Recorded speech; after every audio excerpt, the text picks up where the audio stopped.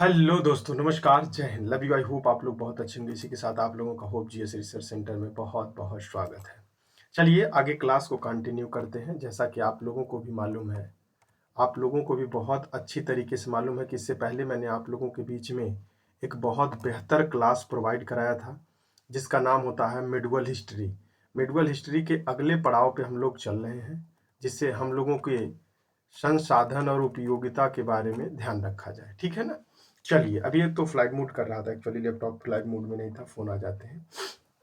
अब बात कर लेते हैं इसके बारे में। हम लोग क्या बात कर रहे थे? बात कर रहे थे ये कि इससे पहले मैंने आप लोगों को मध्यकालीन इतिहास के बारे में बहुत अच्छे से चर्चा कर दिया है। मध्यकालीन इतिहास के बारे में चर्चा किया।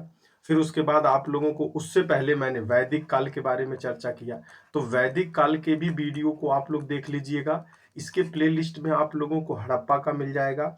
हड़प्पा के बाद वैदिक काल, बौद्ध धर्म, जैन धर्म, मौर्य वंश, और मौर्य वंश के बाद सल्तनत काल से जितने भी शासन काल रहे हैं मिडवल हिस्ट्री के, पूरा मैंने कंफर्म कर दिया है। तो आज इस वीडियो को देखने से पहले सबसे पहले आप उन प्लेलिस्टों को समाप्त करें, क्योंकि आपके पास 250 क्वेश्चन जाएंगे जो मिडवल हिस्ट्री और मुगल सम्राट से संबंधित होगा। तो जो आप इस वीडियो को लगातार एक बार तो देखे ही देखे, फिर उसको दोबारा रिपीट करके हड़प्पा सभ्यता से लेके यहाँ तक देखें, फिर वो 250 सवाल को लेके बैठे। आप यदि बेहतर तरीके से 100 सवाल ला रहे हैं, तो आपको अब मिडवल हिस्ट्री में और एशियन हिस्ट्री में आपको ज़्यादा भ्रमित होने की ज़रूरत नहीं है। आप बहुत अच्छे योद्धा बन चुके हैं। ये काम आपको करने के लिए केवल आज का ही टाइम है। इस वीडियो को देखने से पहले ही देखिएगा, क्योंकि 1526 तक मैंने आप लोगों को बहुत अच्छे से पढ़ाया है। इससे ऊपर मैं आपको लेके चलूं, देखिए ये है आप लोगों के मुगल संपूर्ण इतिहास हम देखेंगे। यहाँ तक आप लोगों को बहुत अच्छे से मैंने पढ़ा दिया। देखिए यहाँ तक पढ़ा दिया है। बाबर हजरती, ये सब सारी बातें हमने बता दिया। भारत का सिराज किसे कहा जाता है, हर एक बुक का 1777 तक ले जाके 1526 का पहला युद्ध किसके बीच में हुआ था, तो पानीपत का युद्ध, इब्राहिम लोदी 1570 में दिल्ली सल्तनत, 1526 में पानीपत का इब्राहिम लोदी और बाबर के बीच हुआ था। इसी के बाद ये भैया जी कार्यक्रम अपना संपन्न करेंगे। ये तो आपको भी मालूम है बहुत अच्छे से। पेन ले लेने दीजिए एक मिनट। हाँ, ये बातें आप लोगों को बहुत अच्छे से क्लियर क्रिस्टल है। तो अब हम मिडवल हिस्ट्री के आगे पड़ाव पे चल रहे हैं। उसके बाद हम मॉडर्न इंडिया पे ले जाके इसको ब्रेक करेंगे। मॉडर्न इंडिया का दूसरा वीडियो होगा, जिसमें हम लोग पूरे मॉडर्न इंडिया को कोशिश करेंगे एक में ही समराइज हो जाए, लेकिन पॉसिबिलिटी बहुत कम है कि मैं एक वीडियो में समराइज कर पाऊँ। प्लीज, ठंडी का मौसम चल रहा है, बहुत अच्छे से इन चीज़ों पे काम करिए। मैथ, रीजनिंग, हिंदी बहुत अच्छा आपका तैयार हो चुका है। मात्र अब जीएस पे काम करिए और जीएस ही डिसीजन देगा। यदि आपका मैथ खराब था, खराब है और आगे भी रहने वाला है, तो अभी क्या करें, बस जीएस को सबसे ज़्यादा टाइम दीजिए। मैथ को भी पढ़िए, एक तो एक्चुअली जो बुरा है उसको छोड़िए मत, उसको सुधारने की पूरी चेष्टा करिए। लेकिन यदि बुरा ने आपका साथ नहीं दिया, तो अच्छे वाले को भी आप बुरा मत बना लीजिएगा, अन्यथा सफलता में थोड़ी सी बाधा उत्पन्न कर सकती है। मैं इन पूरे बातों का जो प्रस्तावना प्रीव्यू पेश किया हूं, मेरा पूरा मूल मंत्र यही है कि आप हड़प्पा सभ्यता के वीडियो से अभी जाके तुरंत वहां से शुरू करिए, इस वीडियो को रोक दीजिए, फिर वहां से देख के पूरा आइए, फिर इस वीडियो को देखिए, फिर मन नहीं लगा, मन क्लियरिटी नहीं लिया, फिर प्लीज आपसे रिक्वेस्ट है दोबारा देखिए उसको। मेहनत करने से मत भागिए, नहीं तो चाणक्य कहा है यह कर्म भूमि है, भगवत गीता कहा है यह कर्म भूमि है, रामायण कहा है यह कर्म भूमि है। धर्म और नीति का मतलब है प्रशासनिक होना, और उस चीज को अब मत इग्नोर करिएगा। इन बातों के बाद मैं जब कंटेंट के साथ बात करूंगा, कोई वार्तालाप नहीं है, तो मैं आपसे बहुत अच्छी तरीके से, मैं आप पर विश्वास कर सकता हूं बहुत अच्छे तरीके से कि आप इस वीडियो को यहीं पे रोकेंगे और जाएंगे, पहले वहां से पूरा वीडियो कंटेंट कंफर्म करेंगे, फिर यहां कंफर्म करेंगे।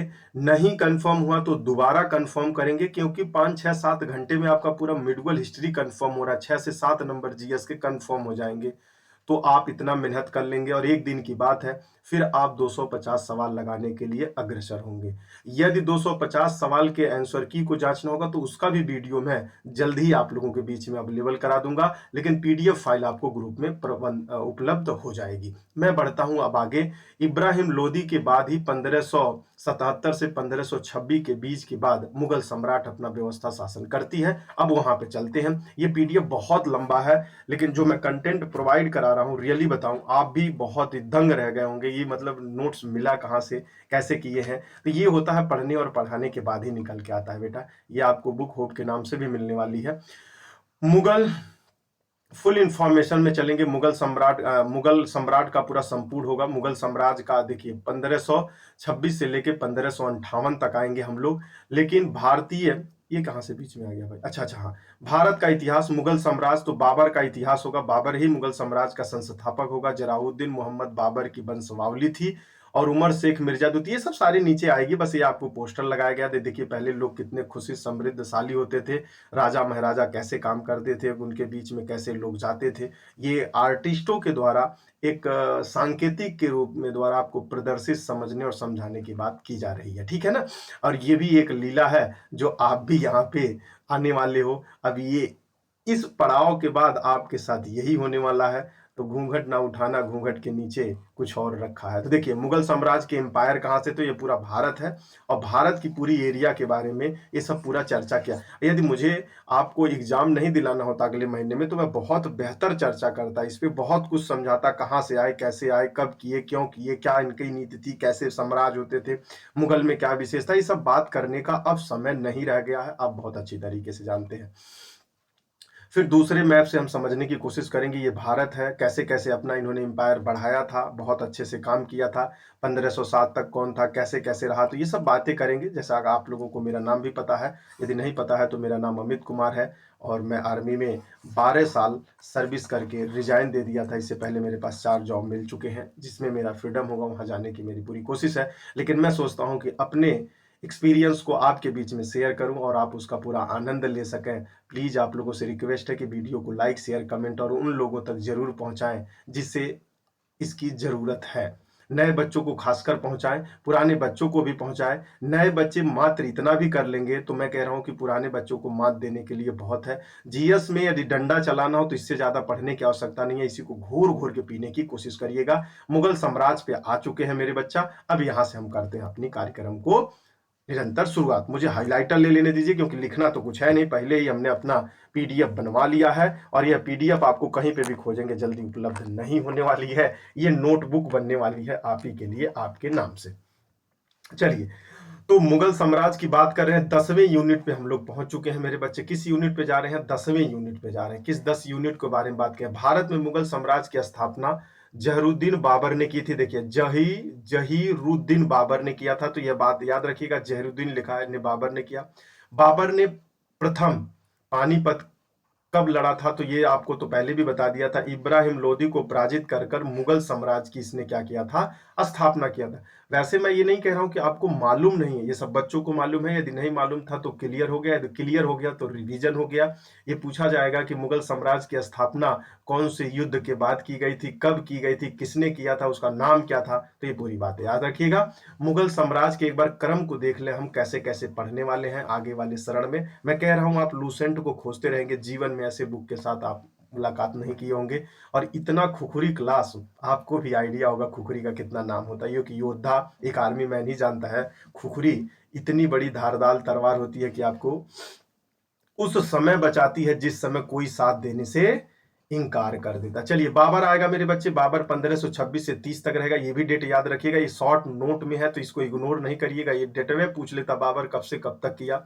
बाबर के बाद हिमायू आता है तो 1530, 1540, 1555 से लेके 1556, ये 2 बार शासन काल में रहा। ये सब बातें चर्चा होंगी। फिर अकबर आ जाएगा, 56 से लेके 1605 तक रहेगा। शाहजहां आ जाएगा बेटा, 27 से लेके 58 तक हो जाएगा। औरंगजेब आ जाएगा, 58 से 7 तक हो जाएगा। बहादुर शाह प्रथम आ जाएगा, 1707 से 1712। जहादार हो जाएगा, 12 से 13 तक हो जाएगा। फर्रुखसियार आ जाएगा, 13 से 19 तक हो जाएगा। मोहम्मद शाह आ जाएगा, 19 से लेके 48 तक हो जाएगा।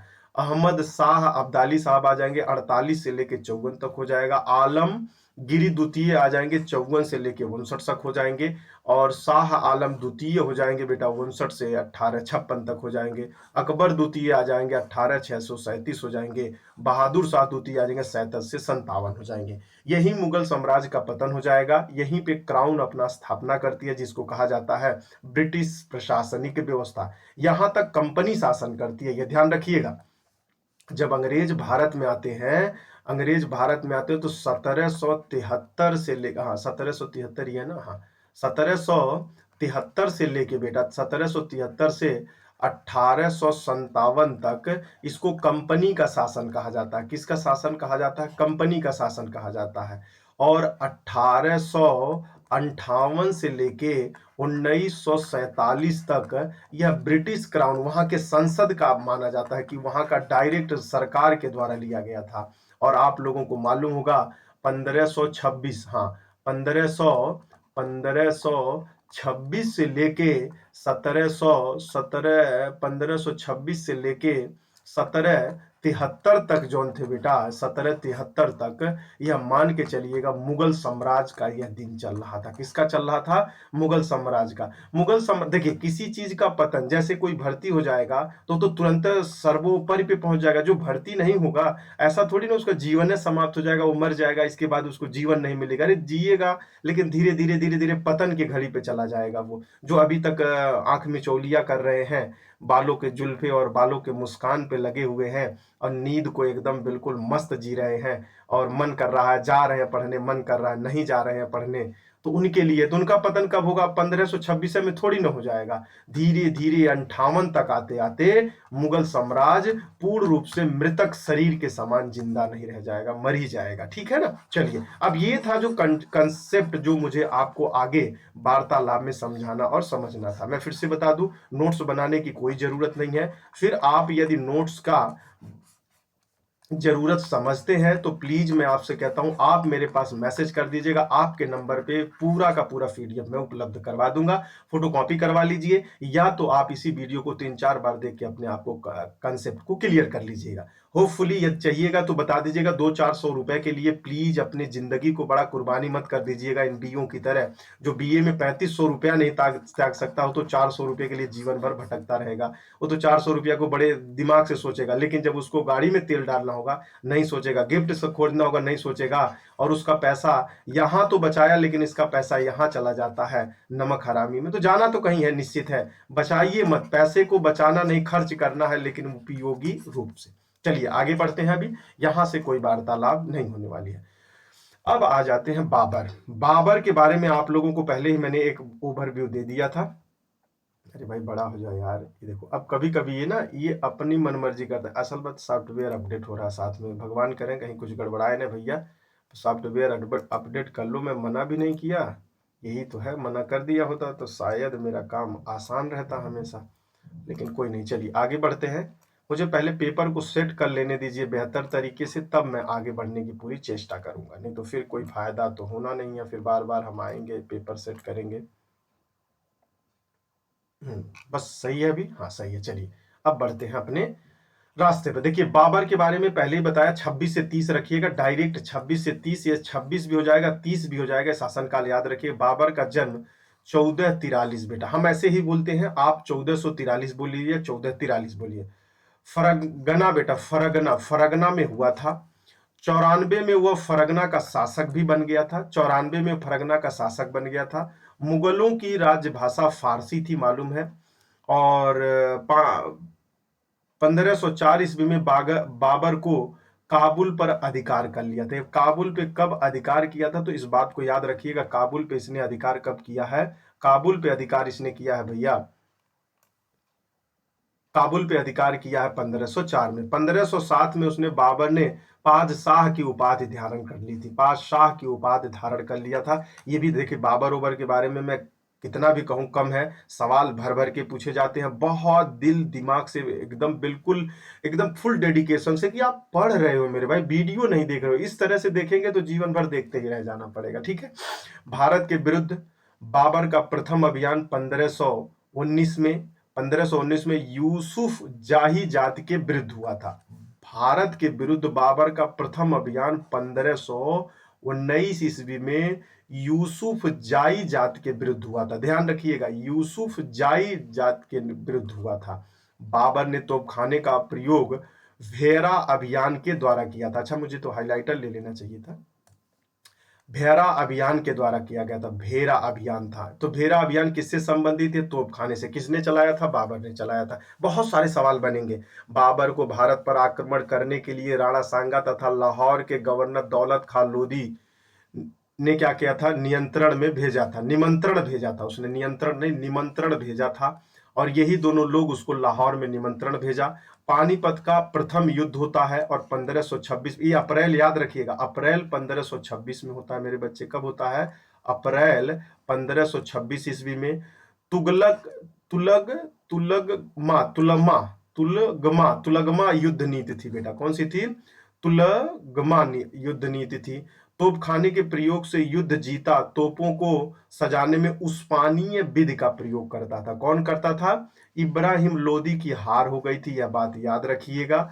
अच्छा, ये बताइए, ये पूछ रहा है प्रथम पानीपत का युद्ध। इससे पहले उसको लाहौर में राणा सांगा और दौलत खान ने निमंत्रण भी भेजा था। पानीपत का प्रथम युद्ध इब्राहिम लोदी को हरा दिया था। उस्मानीय विधि का प्रयोग तोप सजाने के लिए करता था। तुलगमा बेटा, तुलगमा युद्ध नीति वो तोप के प्रयोग को करता था। ठीक है ना। बाबर ने तुलगमा युद्ध पद्धति को उजबा से ग्रहण किया था। उजबेको से उज्बेकिस्तान वाले एरिया का नाम उजबेका होता है बेटा, तो वहां से उसने ग्रहण किया था। ये मिडिल ईस्ट एरिया का है। बाबर ने कलंदर की उपाधि भी धारण की थी। तो भैया याद रखिए, कलंदर मत कहिए, बंदर कहिए तो बेहतर रहेगा। बंदर की उपाधि धारण की थी। तुलगमा युद्ध पद्धति कहां से लिया था उसने? तो उज्बेकों से लिया था। बंदर की उपाधि, कलंदर का उपाधि कर लिया था। खानवा का युद्ध, खानवा का युद्ध बड़ा चर्चित होता है।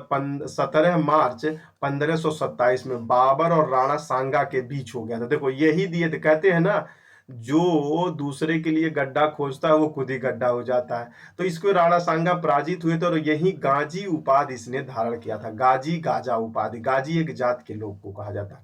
खानवा के युद्ध में बाबर द्वारा जिहाद नारा दिया गया था। जिहाद, जो आज के डेट में जिहादी लोग होते हैं ना, जो अफगानिस्तान, तुर्कमेनिस्तान और उधरिया वाले हैं, ईरान इराक वाले, जिहादी कहा जाता है। घाघरा का युद्ध किसके किसके बीच हुआ था? तो ये मई याद रखिएगा, पहले बोल रहा हूं, 5 मई 1529 को बाबर और महमूद लोदी के बीच हुआ था। किसके बीच हुआ था बेटा? बाबर और, एक मिनट, बाबर और महमूद लोदी के बीच हुआ था। कब हुआ था? तो 5 मई 1529 में हुआ था। युद्ध में विजयी कौन हुआ था? तो बाबर विजयी हुआ था। कौन बात हुआ था? बाबर विजयी हुआ था। घाघरा का युद्ध किसके किसके बीच हुआ था? एक बार बोलिए। बाबर और महमूद लोदी के बीच। कब हुआ था? 5 मई 1529 में हुआ था। ठीक है ना। चुगतगई तुर्की भाषा में अपनी आत्मकथा तुजूक ए बाबरी की रचना की। बाबर ने ही चुगतई तुर्की भाषा थी बेटा, चुगतई तुर्की भाषा में अपनी तुजुक बाबरी की उसने क्या की थी? रचना की थी। इस पुस्तक का फारसी में अनुवाद अब्दुल रहीम खान खाना ने किया था। ठीक है ना, खान खाना ने किया था। अब्दुल रहीम ने किया था। खान खाना के खाने खाना ऐसा मत करिएगा, नहीं तो जबाना जब्त हो जाएगा। पहली बात याद रखिए, बाबर ने चुगतई तुर्की भाषा में अपनी आत्मकथा लिखी। तुजूक ए बाबरी वह पुस्तक थी। इसका फारसी में अनुवाद अब्दुल रहीम द्वारा किया गया था। बस, इससे ज्यादा कुछ नहीं है।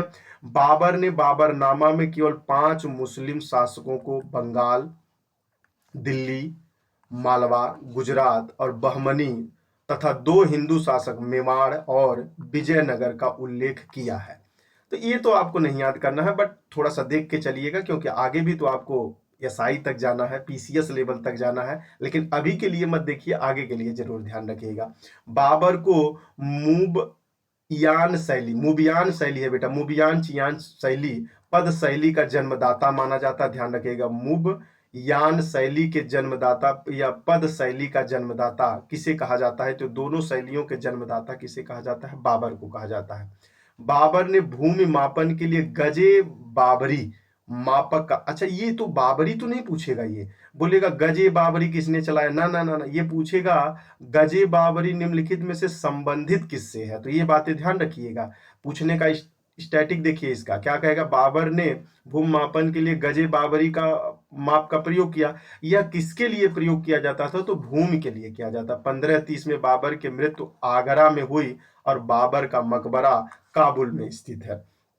इतनी बातें याद हो गई कि नहीं होती। बाबर को इससे ज्यादा पढ़ने की आवश्यकता नहीं है और इससे ज्यादा आपको परेशान होने की जरूरत नहीं। अब 1530 के बाद भैया जी आ जाएंगे, उनके बाबर जी बाबर के मृत्यु के बाद कौन आएगा, बाबर के मृत्यु के बाद इनके पुत्र जी आ जाएंगे। ये 1530 से 40 तक रहेंगे मेरे बच्चे, 1530-40 रहेंगे और फिर एक बार 55 से 56 के बीच में आ जाएंगे। 15 की बात की जा रही है। बाबर मृत्यु के बाद उसका पुत्र हिमाऊ 1530 पर शासक बनता है। देखिए कितना एक लय से आया। हम लोग मिडुअल हिस्ट्री में कहां से चले, हड़प्पा से चले, मौर्य वंश चले, चंद्रगुप्त प्रथम, चंद्रगुप्त द्वितीय, समुद्रगुप्त, स्कंदगुप्त, कुमार गुप्त, फिर जितने भी खिलजी, अलाउद्दीन खिलजी, ये खिलजी वो खिलजी, सारे को कितना बढ़िया से एक लय धुन तौर तरीके से आ रहे थे। मैंने बोला था ना, अंतिम समय में जो चीजें ली जाती हैं, जो चीज पढ़ी जाती है, उसको कालिंजर अभियान के शासक प्रताप रुद्रदेव के विरुद्ध था। हिमाऊ का कालिंजर अभियान किसके विरुद्ध था, तो ध्यान रखिएगा, कालिंजर विरुद्ध के रुद्रदेव के विरुद्ध था। बेटा किसके विरुद्ध था, रुद्रदेव के। ऊपर वाली बात याद करेंगे तो आपको याद आ जाएगा रुद्रदेव कौन है। दोहरिया, दोहरिया का युद्ध ध्यान रखिएगा, दोहरिया का युद्ध किसके बीच हुआ था, तो हिमाऊ और महमूद लोदी के बीच हुआ था। इस युद्ध में हिमाऊ का विजय हुआ था। वैसे इनके पिताजी भी तो इसी में जीते हुए थे, तो ये भी बात याद रखिएगा। 1530 में हिमाऊ ने दिल्ली में दीन पनाह नामक विशाल दुर्ग का निर्माण करवाया। उसका उद्देश्य था मित्र और शत्रु को प्रभावित करना। ये ध्यान रखिएगा, दीन ए पनाह किससे संबंधित है, किसने बनवाया और कहां पर है, इसका उद्देश्य क्या था, तो 1533 ईस्वी में बनवाया था। किसने बनवाया था, हिमाऊ ने। देखो कितने सवाल बनते हैं। दीन पनाह कहां पे है, दिल्ली में। कब बनाया गया था, 1500। किसने बनाया था, हिमाऊ ने। किसके क्या उद्देश्य क्या था, मित्र और शत्रु को प्रभावित करने वाला। यह कौन सा दुर्ग है, दीन पनाह है। बताइएगा, मित्र और शत्रु को प्रभावित करने वाला निम्नलिखित में से दुर्ग का नाम बताइए, दीन पनाह। देखिए बहुत सारे सवाल हैं। शेर खां और हिमाऊ के बीच, ध्यान रखिएगा, शेर खां और हिमाऊ के बीच, शेर खां और हिमाऊ के बीच 1539 में चौसा का युद्ध हुआ था। चौसा का युद्ध किसके किसके बीच हुआ था, तो चौसा का युद्ध शेर खां और हिमाऊ के बीच हुआ था। चौसा का युद्ध कब हुआ था, तो 1539 में हुआ था। इसमें हिमाऊ का पराजित हुआ था। कौन पराजित हुआ था बेटा, हिमाऊ इसमें पराजित हो गए थे। आगे बढ़ते हैं। अब बहुत अच्छे, कन्नौज जिसका बिलग्राम नाम है बेटा, एक मिनट, कन्नौज की बात आप लोगों को मालूम होना चाहिए। कन्नौज एक बार थोड़ा सा और बड़ा कर दे जिससे बहुत मस्त दिखे, बहुत अच्छा। अरे भाई रिकॉर्डिंग चल रहा है कि नहीं चल रहा है, चल तो रहा है लेकिन लाइनिंग नहीं दिख रही है हमको। एक मिनट बेटा मुझे चेक कर लेने दीजिए, रिकॉर्डिंग स्टॉपिंग चल तो रहा है। अच्छे से चल रहा है, चलिए बहुत अच्छे। कन्नौज बिलग्राम की लड़ाई 1540, देखिएगा कन्नौज बिलग्राम, एक कन्नौज की लड़ाई भी पूछ सकता है और आपसे लड़ाई पूछ सकता है किसकी, बिलग्राम की लड़ाई पूछ सकता है। शेर शाह सूरी के बारे में की जा रही है, तो किसके बारे में की जा रही थी, शेर शाह सूरी के बारे में की जा रही थी। बेटा एक मिनट, मुझे कुछ शक हो रहा है रिकॉर्डिंग के बारे में। रिकॉर्डिंग चल तो रहा है पूरा, अब देख लीजिए कैसे रिकॉर्डिंग चल रहा है। यहाँ पे स्टॉप दबा देंगे, अभी ब्रेक हो जाएगा। रिकॉर्डिंग चल रहा है, 23 मिनट हो चुका है, सीपीयू काम कर रहा है, वॉइस तो चल रहा है, लाइव नहीं है, वॉइस चल रहा है, सारा कुछ चल रहा है। इसको एक बार मैं बंद कर दूं बेटा, ये मेरे को तंग करता रहेगा। अभी हो गया, चलिए अभी ये, चलो बहुत अच्छा। अभी दिख नहीं रहा था मुझे थोड़ा सा, अब 2.5-3 घंटे का क्लास है, कहीं गलत ना हो जाए।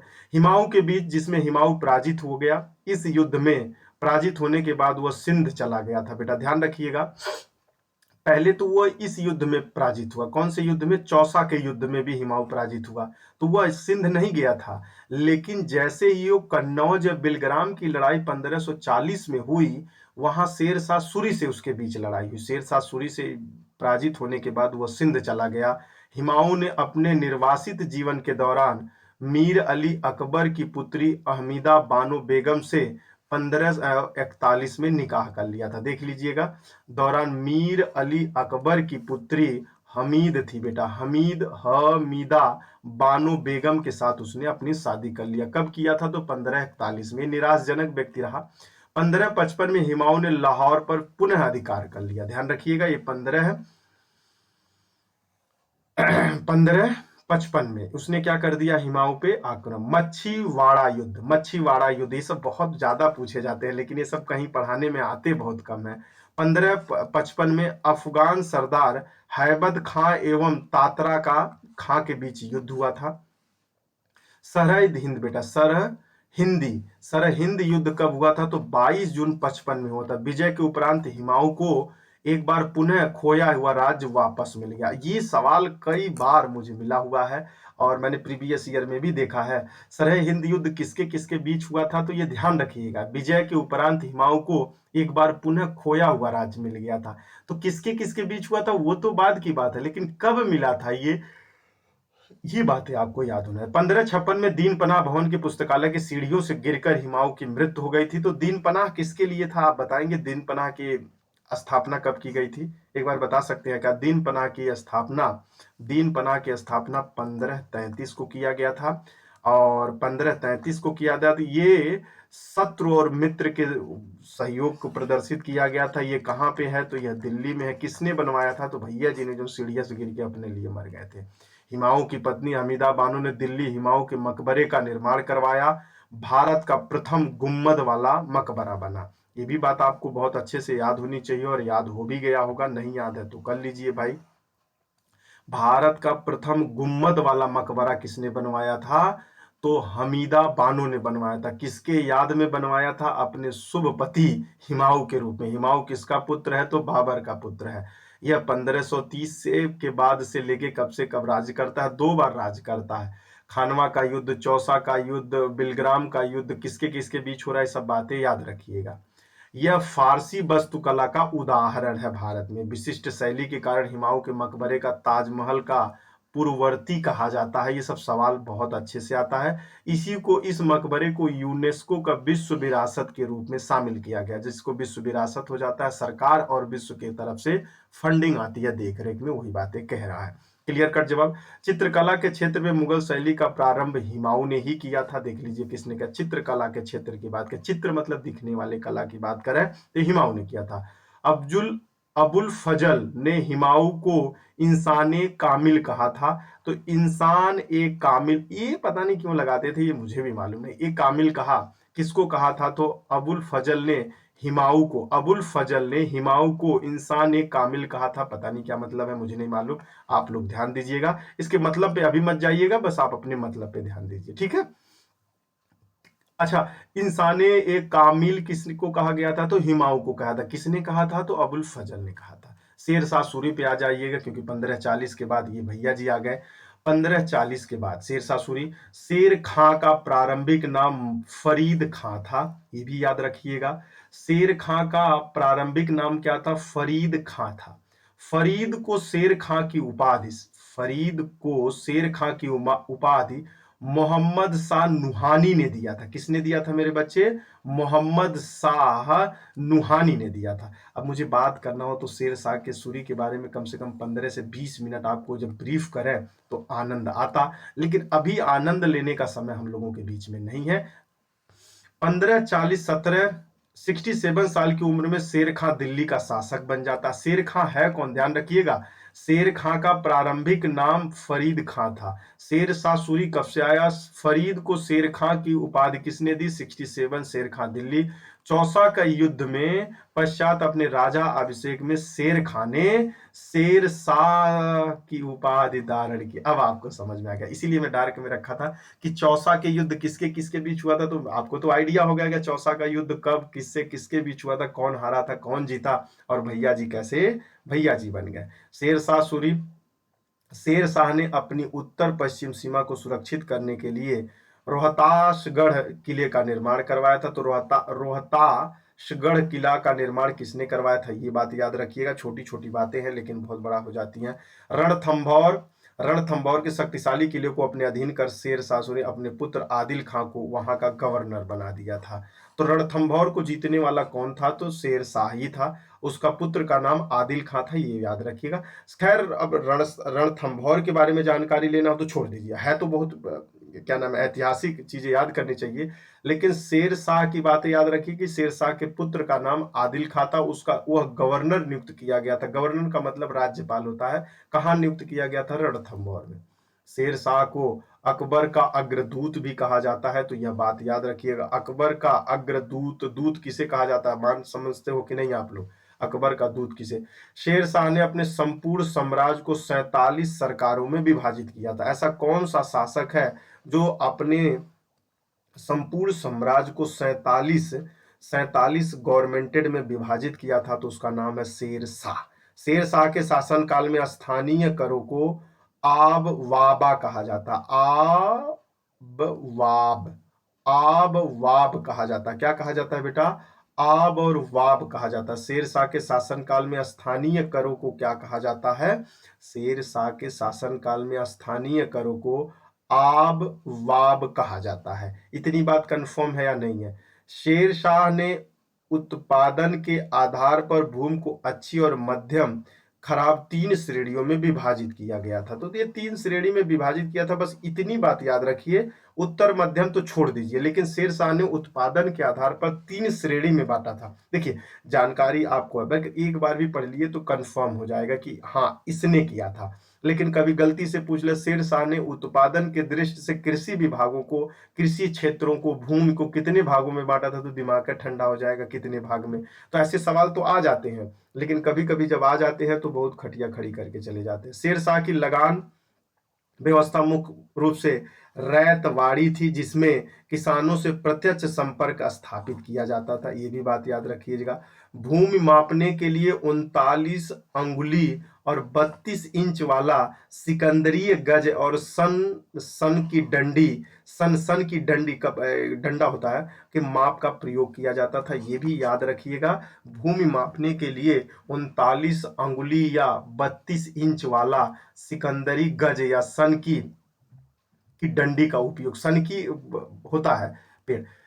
उसने 380 ग्रेन के तांबे का दाम और 180 ग्रेन के चांदी का रुपया चलवाया था। ये सब पूछता तो आप में नहीं है, लेकिन याद रखिए, एक आध बार पढ़ लीजिए, मतलब इस पे ज्यादा भाव विभोर होकर मत पढ़ने लगेगा।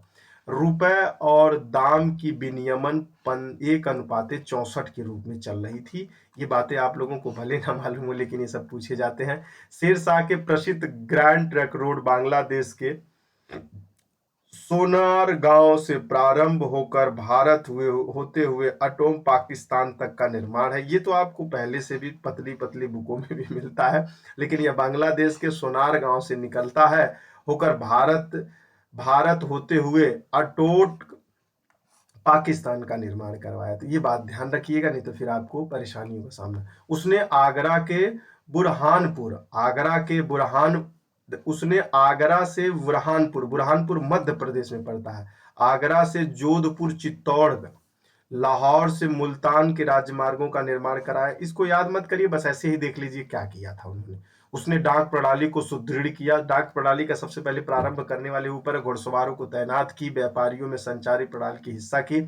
खैर ये शेर शाह के काम है। यदि आप मिडवल हिस्ट्री से बीए हुए कर रहे हैं तो वहां पे लिख सकते हैं, लेकिन आपको याद करने की जरूरत नहीं है, बट एक बार पढ़ लिए यही बहुत है। शेर शाह ने पाटिलपुत्र का नाम पटना रखा था, तो यही बातें आपको बहुत अच्छे से याद होना चाहिए। यहाँ तो पाटिलपुत्र का नाम बदलकर पटना, कन्नौज के स्थान पर शेर सूर नामक नगर का बसाया था। तो शेर सूर जो नगर है शेर शाह के ही नाम पर है, लेकिन कन्नौज में बसाया था। तो कन्नौज कहाँ पे है आपको मालूम है। शेर शाह ने सिक्कों पर अपना नाम अरबी और देवनागरीय लिपि में करवाया था। तो देवनागरीय लिपि और अरबी लिपि में करवाया था। बस सुन लीजिए, इतने बहुत है। कृषकों की सहायता के लिए शेर ने पट्टा और कबूलियत की व्यवस्था प्रारंभ की थी, जो आज भी पट्टा चलता है बेटा, और कबूलियत नामक व्यवस्था को संचालित किया था। तो यह बात कृषकों के लिए था। तो पूछ लेगा कि शेर शाह के द्वारा कृषकों की सहायता के लिए, कृषकों की भूमि नापने के लिए कौन से रुपए में 1:64 वाला डॉलर होना चाहिए, पट्टा कबूलियत नामक व्यवस्था कृषि के सहयोग के लिए किसने चलवाया था। तो कई प्रकार की हिमाओं द्वारा निर्मित दीन पनाह को तोड़वा कर इसने ध्वंस अवशेषों पर शेर शाह ने पुराना किला बनवा दिया। देखिए भैया, उसको विध्वंस करवा दिया इसने और वहां पे दूसरा कुछ बनवा दिया था। दीन पनाह को बनवाया किसने था, तो आपको भी मालूम है। शेर शाह ने किला एक कुहान मस्जिद का निर्माण करवाया था। बहुत गजब भैया, देख लीजिएगा, किला एक कुहाना मस्जिद का निर्माण किया। शेर शाह ने सुल्तान उल अदल की उपाधि भी धारण की थी। कानून व्यवस्था के संबंध में शेरशाह ने जुर्म के लिए स्थानीय उत्तरदायित्व के बारे में बात किया था, छोड़ दीजिएगा। 45 में कालिंजर किले के दीवार में टकराकर लोटे तोप के गोले से शेरशाह के मृत्यु हो गई थी। बहुत अच्छा। अरे मतलब मृत्यु की बात नहीं करें, अच्छा कि मतलब अब इनका कार्यकाल समाप्त हो रहा है। कालिंजर के किला है, तो ये आप लोगों को पता है कालिंजर किसने नाम रखा था, कालिंजर का किला किसने, उसी का तोपुआ इसी को आके मार दिया। जाके देखिएगा शेरशाह सूरी का मकबरा कहाँ पे, बिहार के शाहाबाद में सासाराम नामक स्थान पर तालाब के मध्य ऊंचे चबूतरे पर बना हुआ है। कभी मौका मिले तो शेरशाह सूरी का मकबरा बिहार में, शेरशाह सूरी का मकबरा कहाँ है, सासाराम में है। कहाँ पे, यहाँ के मेरा 2-3 दोस्त थे आर्मी में, सासाराम के मकबरा बिहार में है। तो ठीक है ना, चले आगे बढ़े। देखो हम ज्यादा वार्तालाप नहीं करने की कोशिश कर रहे हैं, जितनी बातें बताई जा रही हैं, जहां जहां पे मैंने हाईलाइटर यूज कर दिया है, आप बस इन्हीं बातों को याद रखिए। यदि आप ये कहते हैं कि सर मुझे हाईलाइटर वाली ही पीडीएफ चाहिए, तो वो भी बता दीजिएगा, मैं साम दाम दंड भेद सब करने को तैयार हूं, लेकिन पढ़ना आप ही को है। अकबर जी आ जाइए भैया। अकबर का जन्म 1542 अमर कोट के राणा बिरसाल के महल में हुआ था। राणा बिरसाल के महल में हुआ था। तो किसके महल में हुआ था, तो राणा बिरसाल के महल में हुआ था बेटा। किसके महल में हुआ था, राणा बिरसाल के महल में हुआ था। 9 वर्ष की अवस्था में अकबर गजनी का सूबेदार था। ध्यान रखिएगा, अकबर गजनी का सूबेदार, गजनी मोहम्मद गजनी नाम सुना होगा आप लोगों ने। सरहिंद हिंद जीतने के बाद 1555 में हुमायूं ने अकबरा युवराज को घोषित कर दिया। सरहिंद जीतने के बाद 1555 में हुमायूं ने अकबर को युवराज घोषित कर दिया था। ये सब बातें आपको यदि पुराने कनेक्टिविटी को याद करेंगे तो आपको भी बड़ा मजा आएगा। तुर्के सेनापति वैरम खां को युवराज अकबर का संरक्षक घोषित किया गया था। तो अकबर का सेनापति कौन था, अकबर का सेनापति वैरम खां था। कौन था, वैरम खान था। 56 में कालानौर में अकबर का राजाभिषेक हुआ था। तो ध्यान रखिएगा, अकबर का बहुत अच्छा काम करेगा, देखिएगा सबसे ज्यादा काम करने वाला कालानौर हो जाएगा बेटा। अकबर का राजा अभिषेक करेगा, ये कालानौर में अकबर का राज अभिषेक करेगा। बादशाही गाजी की उपाधि के साथ अकबर राज सिंहासन पर बैठता है, ये बात याद रखिएगा। बादशाह गाजी की उपाधि धारण करके कालनौर में बेटा उसने राजाभिषेक किया गया था। बैरक खां को युवराज अकबर का संरक्षक घोषित किया गया था। सरहिंद हिंद जीतने के बाद हुमायूं ने अकबर को युवराज घोषित किया था। ये सब बातें याद हों तो बहुत अच्छे से आप समझ रहे हैं। तो अकबर राजा अभिषेक सिंहासन पर कब बैठता है, तो बादशाह गाजी की उपाधि धारण करके ही बैठता है। सम्राट बनने पर अकबर ने बैरक खां को खान की उपाधि दे दी थी। बोला खानों में खान तुम ही हो और जिंदा खान तुम ही हो। तो खानों का खान का उपाधि किसको दिया गया था, खाने खान का उपाधि अकबर ने किसको दिया था, तो बैरक खान को दिया। बैरक खान कौन है भाई, बैरक खान उसका सेनापति है, तुर्की सेनापति है, तुर्क का सेनापति है और संरक्षक घोषित किया। बैरक खान 1556 से लेकर 60 तक अकबर का संरक्षक बना रहा। तो अकबर का संरक्षक उसको कब घोषित किया गया था, इतने में किया गया था और इसी समय किया गया था। चलते हैं, अकबर ने महत्वपूर्ण कार्य किया था। मैंने बोला है अकबर बहुत अच्छे अच्छे कार्य करेगा जो आपको जानकारी रखने की आवश्यकता है। सवाल बहुत अच्छे से आते हैं जब आपको मिडवल हिस्ट्री किसी भी सर के द्वारा पढ़े होंगे। तो ये सब चीजें एक एक वीडियो में 45-45 मिनट, एक एक घंटे में बड़े धीरे धीरे बता बता के किए हूं। मैंने ये नहीं कहा कि वो गलत बताए और उन्होंने गलत पढ़ाया है और आपके नोट्स गलत बनाए। मैं कह रहा हूं कि इस समय ये बहुत रिलेवेंटेड है, वो भी ठीक था यदि याद हो तो, और यदि नोट्स नहीं है तो भाई बहुत गंदी बात है। 62 में आ जाइएगा, दास प्रथा का अंत कर दिया। 63 में आ जाए, तीर्थ यात्रा समाप्त कर दिया था। मैं डायरेक्ट ऐसे ही याद करता हूं, आप भी ऐसे ही याद करिएगा।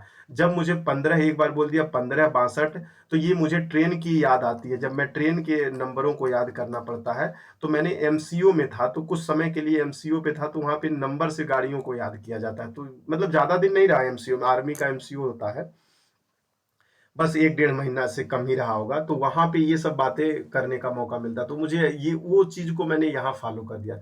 1562 बता दीजिए भैया, 1562 क्या हो जाएगा, दास प्रथा का अंत किया था। किसने किया था, तो वो अकबर जी ने किया था। तो मेरा जो तरीका है आपको अच्छा लगता है तो 1564 कहना तो वही करिए प्लीज। अभी इस समय आजमाने की बात ना करें तो बेहतर है।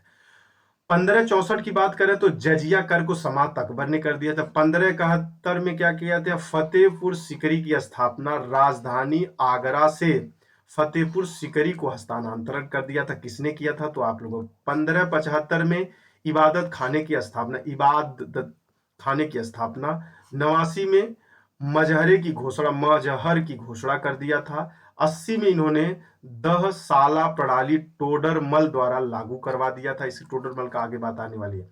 1582 में दीन ये इलाही धर्म की स्थापना किया था। देखिए कितना बढ़िया ये सब चीजें, कितना आपको लिखना हो, अभी मुझे बोलना हो तो कम से कम आप मान के चलिएगा 10 से 15-20 मिनट लग जाएगा इसको बोल के मुझे लिखवाने में। ये बात आपको भी बहुत अच्छे से मालूम है। वीडियो के साथ मिल गया, पीडीएफ मिल गया, हाईलाइट भी कर दिए। अब क्या चाहते हो हमसे, आप बताइएगा। अब आप क्या चाहते हो, मैं अभी भी प्रोवाइड कराने के लिए कोशिश करूंगा, लेकिन अब मैं क्या चाहता हूं, इस बात को कितने लोग अधूरे में छोड़ के चले गए होंगे।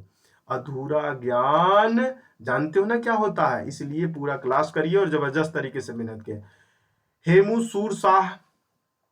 हेमूसूर शासक आदिल शाह का प्रधानमंत्री था। हेमू जो था शासक आदिल शाह का प्रधानमंत्री था। 24 युद्धों में 22 युद्ध जीतने का श्रेय था। आदिल शाह ने हेमू को विक्रमादित्य की उपाधि दी थी। फिर से पढ़ देते। आदिल शाह ने हेमू को क्या कहा था मेरे बच्चे, हेमू को क्या कह दिया था, आदिल शाह को क्या कर दिया था, हेमू को विक्रमादित्य का उपाधि दे दिया। पानीपत का तीसरा युद्ध कब होता है, तो 5 नवंबर। अच्छा यहां से वो हट गए का, अकबर के महत्वपूर्ण कार्य तो हो गए। अकबर के महत्वपूर्ण कार्य के बाद अकबर तानसेन ग्वालियर, अकबर अकबर अकबर अकबर बेटा ये तो अकबर के ही द्वारा थे। अकबर नवरत्न, अच्छा, उसी में चल रहा है। मैंने सोचा कि हेमू के बारे में आना चाहिए। चलिए 1556 बेटा, 1556 में हेमू और वैरम खां के बीच हुआ। इस युद्ध में हेमू की पराजय हो गई थी। तो बहुत बार पूछ चुका है, मुझे मत पूछिएगा ये कहाँ कहाँ पूछा। अकबर के प्रधानमंत्री अंतगा अंतगा अतगा अतगा है लेकिन अंतंगा है, ग पे मात्रा था यहाँ है। अतगा खां की हत्या के आरोप में माहम अनगा के पुत्र आदम खां को 1562 में अकबर ने स्वयं मार दिया था। तो ये इतना तो आपको ज्यादा, प्रधानमंत्री अतगा की हत्या के आरोप में माहम आदम खां को 1562 में अकबर ने मार दिया था। 1562 में तो आप लोगों को पता है दास का भी अंत किया था। तो खैर अब आप इतना सा यहाँ ध्यान रख सकते हैं कि अकबर के प्रधानमंत्री कौन थे, बस इससे ज्यादा मत याद करिए नहीं तो कंफ्यूजन। माहम अनगा के पुत्र आदम खां को कब मारा था, अब आप भी समझ गए, हम भी। अकबर ने अपनी धार्मिक उदारता के अंतर 1562 में दास प्रथा का अंत किया। 63 में तीर्थ कर को और 64 में जजिया कर को समाप्त कर दिया। देखिए ये है आपका अलग तरीके से, वो था एकदम शॉर्ट नोट जिसे कहा जाता है। 73 में अकबर ने घोड़े दागने की प्रथा पुनः प्रचलन किया, जिसमें सेनापति अपने घोड़े ना बदल सके। यही बात ध्यान रखिएगा, घोड़े दागने की प्रथा पुनः प्रारंभ कर दिया। लेकिन घोड़े दागने की प्रथा सबसे पहले किसने चलाया था, पिछले वीडियो में जाके देखिए और मुझे कमेंट सेक्शन में प्लीज बताइए इसमें यहीं से कि किसने किया था, जिससे मैं भी समझ सकूं आप बहुत अच्छे से पढ़ रहे हैं। ठीक है ना। चलिए अकबर ने 74-75 में मनसबदारी व्यवस्था के आधार पर सैनिक संगठन पैदा कर दिया। मनसबदारी व्यवस्था एक दशमलव प्रणाली पर आधारित थी, ये भी बात याद रखिएगा। मनसबदारी व्यवस्था मध्य एशिया से ली गई थी। तो कहां से लिया गया था, तो मध्य एशिया से ली गई थी। यह व्यवस्था उसने अपने शासनकाल में 11वें वर्ष में प्रारंभ किया था। ये बेटा अकबर के बारे में एक एक बात आपको भले भी बुरा लग जाए, लेकिन भाई साहब जी तोड़ मेहनत करके इस नोट्स को बनाया गया है और जी तोड़ करके आप इसका उपयोग करिए, नहीं तो फिर आपको बहुत घंटे पढ़ने पड़ जाएंगे। कंफर्म हो गया। 75 में अकबर ने इबादत खाने की स्थापना फतेहपुर सीकरी में कर दिया था। तो इसने आपको मालूम भी होगा आगरा से फतेहपुर इबादत खाने की इसने आगरा से फतेहपुर सीकरी में अपना क्या कर दिया था बेटा, राजधानी को भी बदला था। हल्दी घाटी का प्रसिद्ध युद्ध 1576 में अकबर और महाराणा प्रताप के बीच हुआ था। इसी में महाराणा प्रताप की हार हो गई थी। फतेहपुर सीकरी की स्थित इबादत खाने को वर्ष 78 में 1578 में अकबर ने धर्मवालियों के लिए खोल दिया था। धर्मावलियों के लिए खोल दिया था। धर्मावलियों के लिए मतलब धर्म को जो पालन वालन करने वाले थे उन्हीं के लिए खोला था। कब खोला था इसने, 78 में खोला था। हल्दी घाटी का युद्ध किसके बीच हुआ था? तो हल्दी घाटी का युद्ध हुआ था, अकबर और महाराणा प्रताप के बीच हुआ था। ये बातें आप लोग कंफर्म हो गए कि नहीं हो गए बताइए? बहुत अच्छे से हो गया होगा, रियली बहुत अच्छे से करना भी चाहिए था। अकबर के काल में फतेहपुर सीकरी और आगरा पहुंचने वाला प्रथम व्यक्ति कौन था? अंग्रेज व्यापारी कौन था? राफल फिंच था। तो ध्यान रखिएगा, राफल फिंच कौन था बेटा? ये अकबर काल के शासन काल में फतेहपुर सीकरी और आगरा पहुंचने वाला प्रथम अंग्रेज कौन था? राफल फिंच था। अकबर ने वर्ष 1582 में दीन ए इलाही धर्म की स्थापना की थी। तो ये दीन ए इलाही धर्म की स्थापना तो वहां पढ़ा, लेकिन ये कब किया था? तो 1582 में किया था। दीन ए इलाही का पुरोहित अबुल फजल था बेटा। कौन था ये? अबुल फजल था। अबुल फजल ने ही दीन ए इलाही का पुरोहित बनाया गया था। हिंदू राजाओं में बिरबल ने दीन ए इलाही को स्वीकार किया था। हिंदू के राजा बिरबल जो थे वो दीन ए इलाही को स्वीकार कर लिए थे। किसने स्वीकार कर लिया था? दीन ए इलाही को। किसने स्वीकार कर लिया था मेरे बच्चे? दीन ए इलाही को स्वीकार बिरबल ने किया था। वह कौन धर्म के थे? हिंदू थे। अकबर ने आगरा तथा लाहौर में ईसाइयों के गिरजाघर बनवाने का अनुमति प्रदान कर दिया था। खैर ये बातें ईसाइयों को गिरजाघर बनवाने के लिए, जब ईसाई भारत में आने लगेंगे तो आप लोगों को मालूम होगा जो राफल फ्रिंच है बेटा, राफल फ्रिंच है, तो अब भारत में धीरे धीरे अंग्रेजों का प्रवृत्ति बढ़ना जाएगा। जब धर्म आ रहा है तो जहां धर्म हो जाएगा वहां नीति हो जाएगी, जहां नीति हो जाएगी वहां उस बात की ज्यादा प्रबलता बढ़ जाती है। अन्य धर्मों में अकबर का सर्वाधिक प्रभाव हिंदू धर्म पर पड़ा। अन्य धर्मों में अकबर का सर्वाधिक प्रभाव किस पे पड़ा था? तो हिंदू पे पड़ा था। ये ध्यान रखिएगा, नहीं तो फिर आप गड़बड़ा देंगे। 83 में अकबर में इलाही संबंध को प्रारंभ कर दिया था। इलाही संबंध चलाने वाला कौन व्यक्ति है? अकबर है। कब चलाया? 83 में चलाया। 91 में अकबर ने खान देश को जीत लिया। खान देश को दक्षिण भारत का प्रवेश द्वार माना जाता है। और खान देश को क्या कहा जाता है बेटा? खान देश को प्रवेश द्वार कहा जाता है। किसका? दक्षिण भारत का। किसने जीता? अकबर ने जीता। कब जीता? 1591 में जीता। बहुत अच्छा। दक्षिण विजय के बाद अकबर ने सम्राट की उपाधि धारण कर ली थी। ये बात आप ध्यान रखिएगा। क्या ध्यान रखना है सर?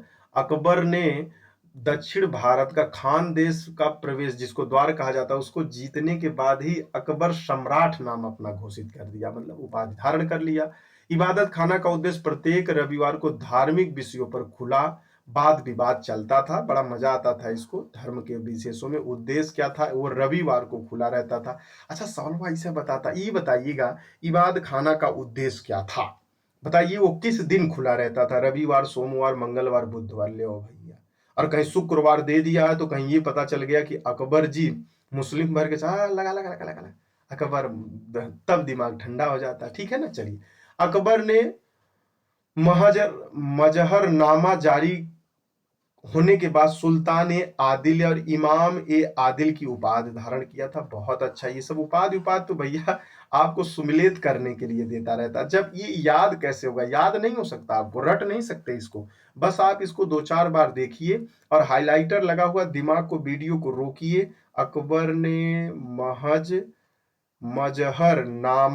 मजहरनामा जारी करने के बाद सुल्तान ए आदिल और इमाम ए आदिल, अच्छा इमाम आदिल, आदिल दोनों में है, सुल्तान इमाम, आदिल का उपाधि धारण किया था। कब किया था? मजहरनामा जारी। तब ऐसे याद होगा। जब 1-2 बार मेहनत कर लेंगे तो आपको पूरा क्लियर हो जाएगा। पहले वीडियो तो आप देख ही रहे हो, फिर इसके बाद 2 के स्पीड से देखेंगे, फिर सवाल लगाएंगे, अरे क्या मतलब है कि इसका ना लगे। अबुल फजल में अकबरनामा और आईने अकबरी की रचना की थी मेरे बच्चे। तो ध्यान रखिएगा, अबुल फजल कौन है? तो पुरोहित हैं, आपको मालूम है। और इन्होंने अकबरनामा लिखी हुई थी। अकबर के शासनकाल में भूमि संबंधित सुधार का श्रेय डोडरमल को जाता, यही बतिया कहा जा रहा था। तो डोडरमल कौन थे? तो डोडरमल भूमि सुधार के बारे में बात कर रहे थे। कंफर्म हो गया कि नहीं हो गया बताइए? बहुत अच्छे से।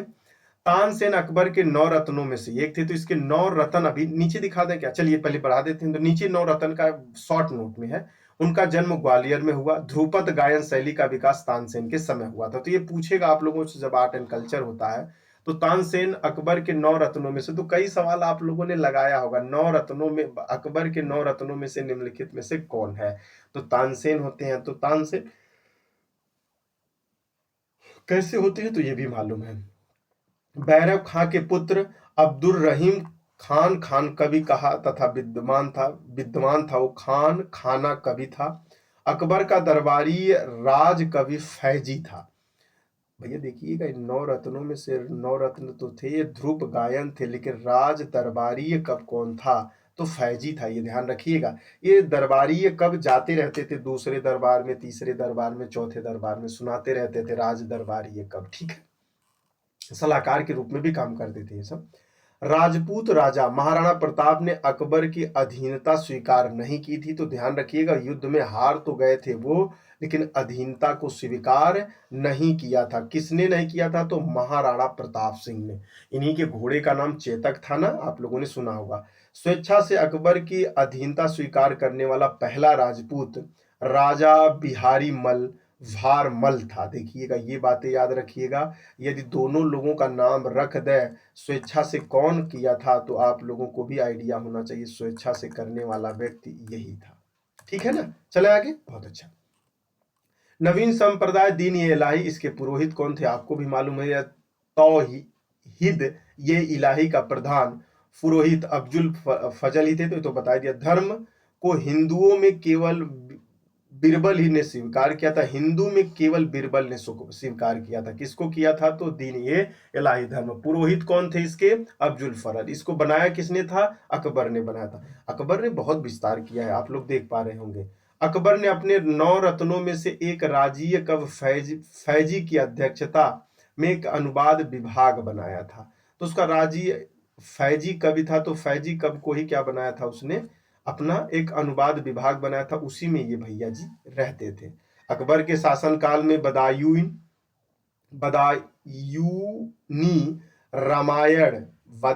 में रामायण, अबुल फजल कालिया दमन फैजी लीलावती का फारसी में क्या कर दिया था? अनुवाद कर दिया था। तो ध्यान रखिएगा, फैजी कौन है? अकबर का राज दरबारी ये कब है, उसके लिए अनुवाद विभाग बनाया गया। उसी ने बदायूनी रामायण, अब्दुल फजल ने कालिया कालिया दमन का, तथा फैजी ने लीलावती का फारसी में क्या कर दिया था मेरे बच्चे?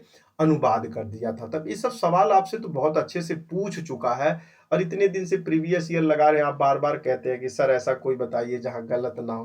तो ये सब सवाल आपको ज्यादा मिलते हैं। जो आप लोग यूट्यूब पे देखते हैं ना, वो आपको मतलब जो चीजें बार बार पढ़ी होती हैं उन्हीं को पढ़ाने में वो ज्यादा चेष्टा रखते हैं, और वो आपको याद भी रहता है और वो मजा भी आता है। लेकिन ये मजा नहीं दे रहा होगा, ये बड़ा बोरियत सा फील कर रहा होगा। इसलिए कर रहा होगा क्योंकि यहाँ से सवाल आने हैं और कठिन है, और एग्जामिनर यहाँ पे ज्यादा ध्यान रखता है। मैं कह रहा हूँ कि पूरा थोड़ी ना पूछेगा, वो पूछ लेता है फैजी किसका दरबार था, लीलावती का फारसी में अनुवाद किसने किया, रामायण का फारसी में अनुवाद किसने किया, फैजी का किया।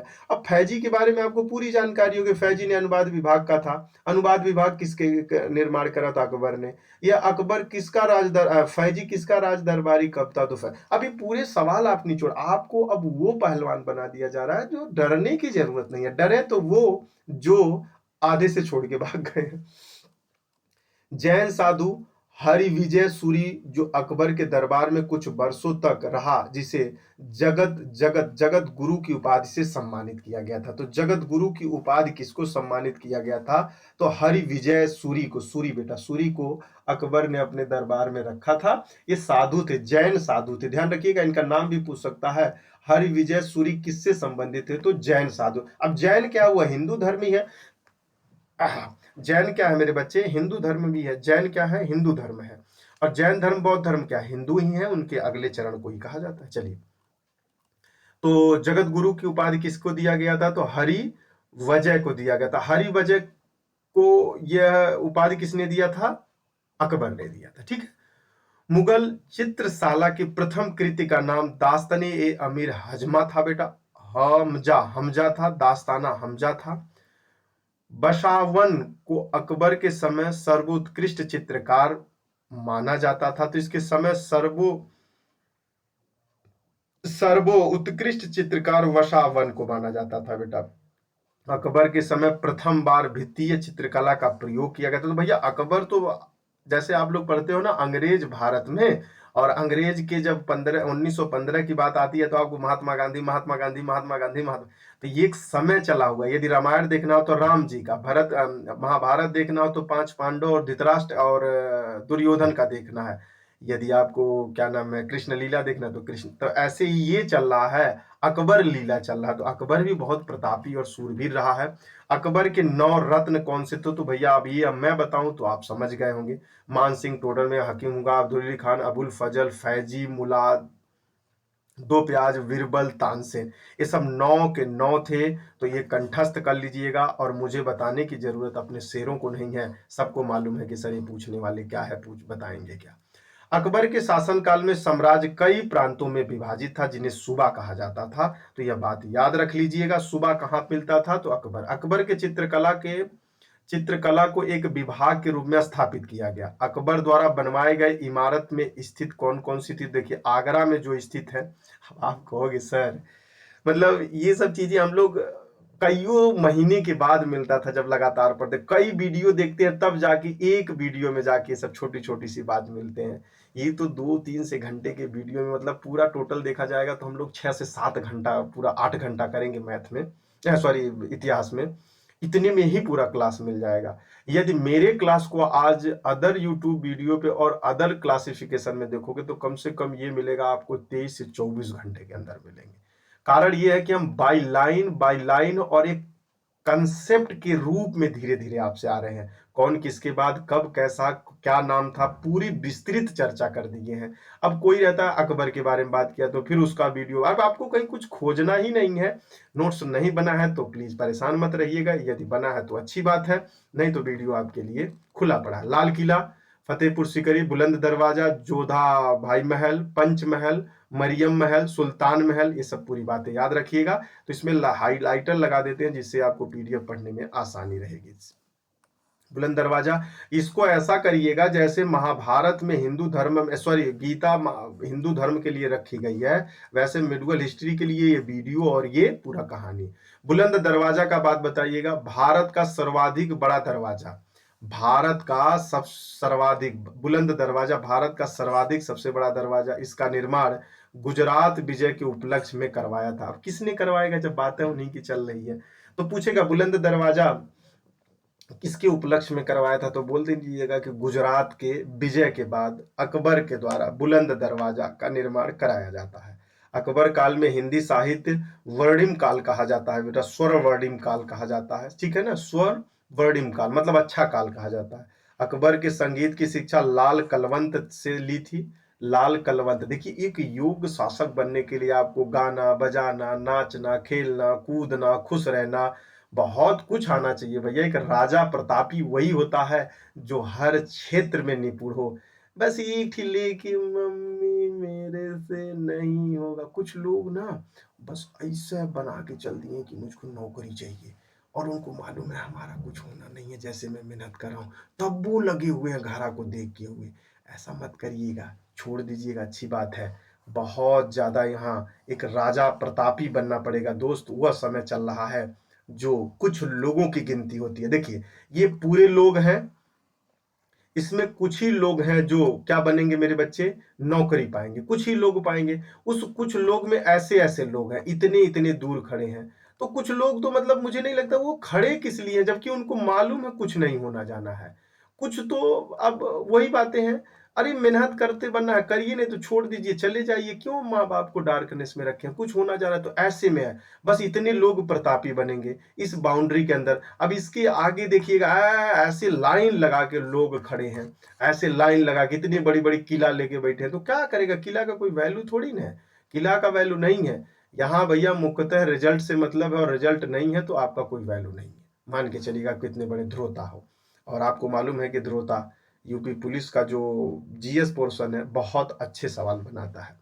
अब चलते हैं जहांगीर पे बेटा, इसीलिए मैंने रोक के आपको समझा दिया, भटकिए नहीं। आपको भी मालूम है यदि यहाँ से चलना शुरू करेंगे तो सब तो को पहुंचना नहीं है, क्योंकि कुछ दूरियों पे किसी का तबीयत खराब होगा, कुछ का कुछ खराब होगा। तो ऐसे सीढ़ियों से तो नदी नहीं चल पाती है, जबकि उसके पास प्रभाव है बेटा, प्रभाव, ठीक है ना। प्रवाह और प्रभाव में अंतर होता है। देखो, प्रवाह, प्रभाव, अभाव, स्वभाव, इस सब में अंतर होता है। तो इसके पास प्रवाह रहने के बाद भी अपने आप को यह मोड़ लेती है जल की तरह। कारण ये है, इसको मालूम है कि मुझे समुद्र में जाके मिलना है। मेरा प्रेम प्रियतम कहाँ पे है? समुद्र है। और मैं हिमालय से निकलूंगी, समुद्र में जाके मिलूंगी। तो वही वाली कहानी, उसके लिए तुमको कितना भी पढ़ना पड़े, घूमना मिलना पड़े, करना पड़े। मरियम, जहांगीर का जन्म अगस्त 1569 में हुआ था। अकबर की पत्नी मरियम उजमानी से हुआ था। बेटा ये बात ध्यान रखिएगा। अकबर का पुत्र जहांगीर कौन था? अकबर का पुत्र था। शासन काल 1605 से लेके 1627 तक इन्होंने रखा है। और मरियम इनके माताजी का नाम था, इनके पिताजी का नाम अकबर थे। जहांगीर का वास्तविक नाम सलीम था, ये भी मालूम होगा। अब्दुल रहीम खान गुरुजी के क्या नाम है? इनके गुरुजी थे। 21 अक्टूबर 5 को 36 वर्ष की अवस्था में जहांगीर दिल्ली का शासक बना था। ये भी बात याद रखिएगा। 36 वर्ष, 21 अक्टूबर 1605।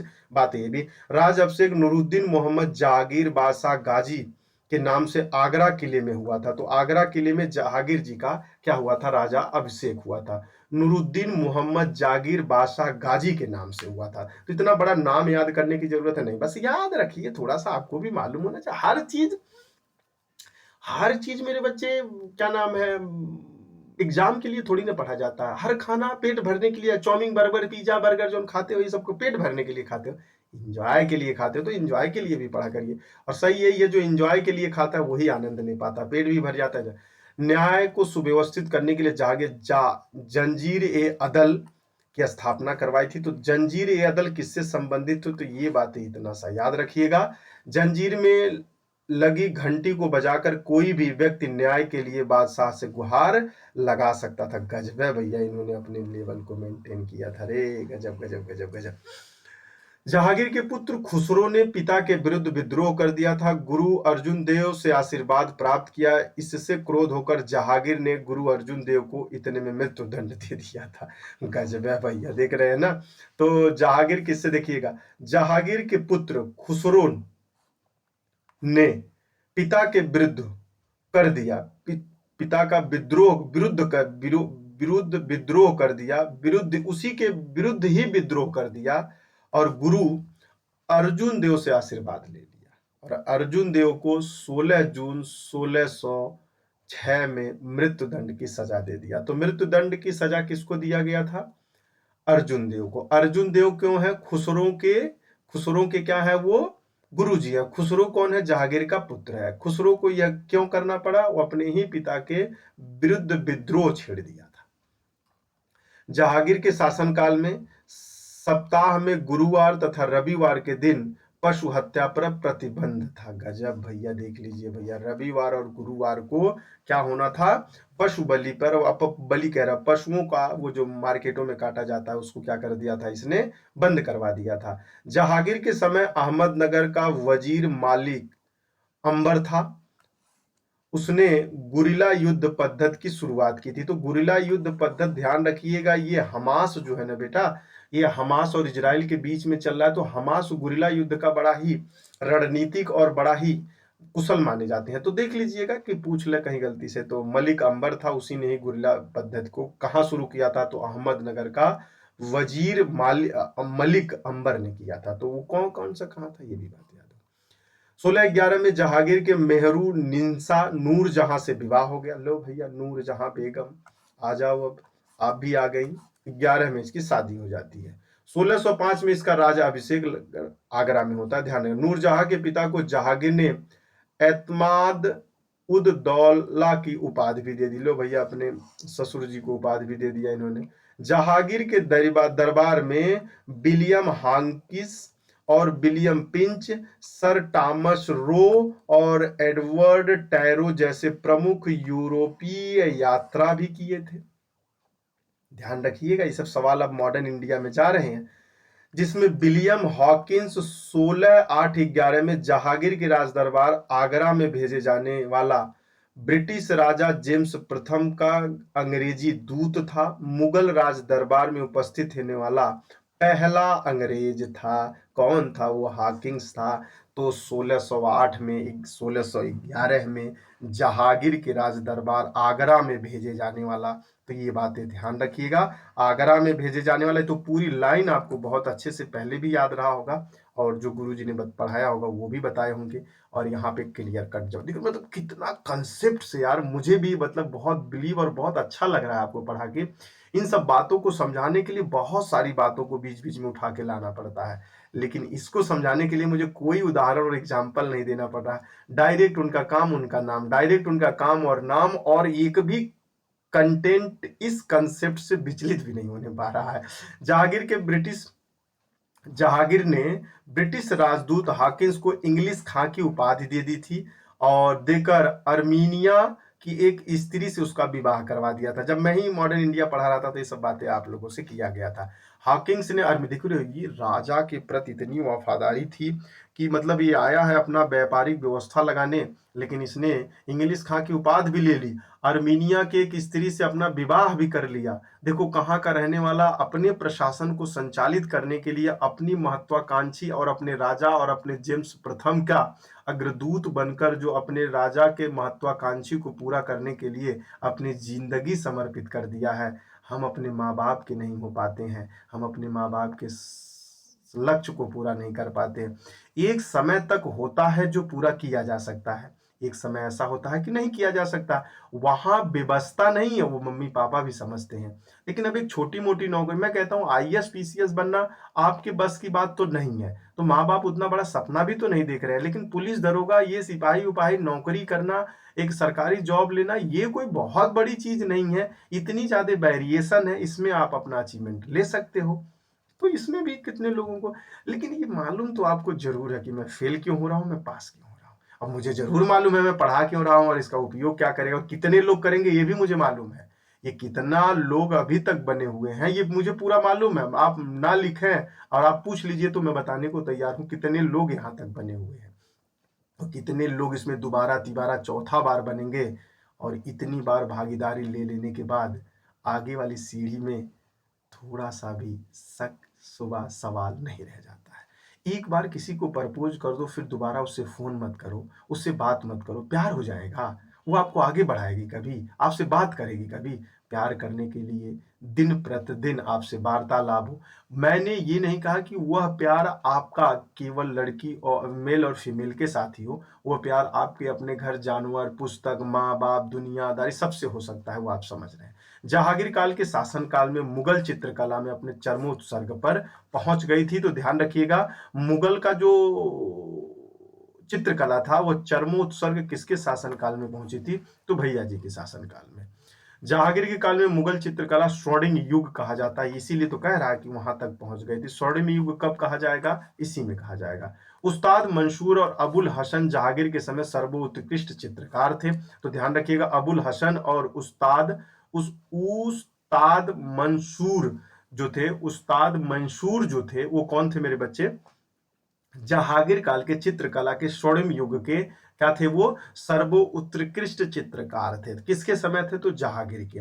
जहांगीर ने उन दोनों को क्रमश नादिर उल अस्त्र और नादिर उद जमा की उपाधि भी ध्यान दिया था। तो ध्यान रखिएगा किसने दिया था, किसको दिया था, कब दिया था, किससे संबंधित थे, कौन चित्रकार थे, किसके शासनकाल में। अबुल हसन प्रसिद्ध व्यक्ति चित्रकार था, जबकि उस्ताद मशहूर प्रसिद्ध पक्षी विशेष था। दिख रहे ना, पक्षी विशेषज्ञ चित्रकार था।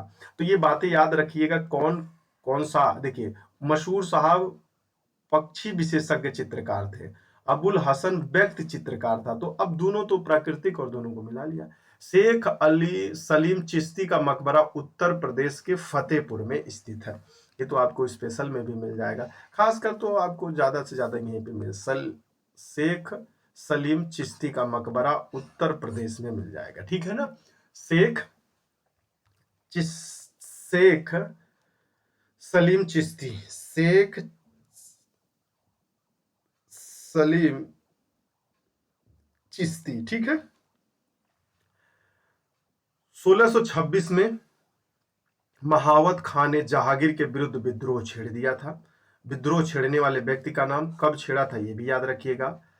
शाहजादा खुर्रम का जन्म 5 फरवरी 92 में हो गया था, मेरा लाहौर में हुआ था।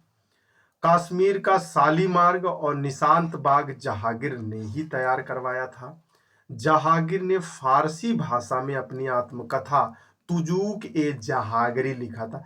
अब ये जहांगीरी तो नहीं पूछेगा आपसे किससे संबंधित है, लेकिन ये जरूर पूछ सकता है ये है क्या, आत्मकथा है या कहानी है, और ये आपसे पूछ सकता है यह किस भाषा में है। बस इससे ज्यादा नहीं पूछेगा। जहांगीर के शासनकाल में 1605 में पुर्तगालियों ने तंबाकू का प्रचलन प्रारंभ किया। इसके नुकसान प्रभाव से बचने के लिए जहांगीर ने तंबाकू के प्रयोग पर प्रतिबंध भी लगा दिया था। तो खैर अब ये तो बातें आपको भी मालूम होनी चाहिए थी। जहांगीर की मृत्यु 1627 में, नवंबर 1627 में भीमवार नामक स्थान पर हुई। उसे रावी नदी के किनारे शहादरा लाहौर में दफनाया गया। जहांगीर के अतमदौला का मकबरा नूरजहां ने बनवाया था। तो नूरजहां कौन है? नूरजहां के पिताजी को इसने उपाधि भी दिया था, ससुर जी को। तो नूरजहां ने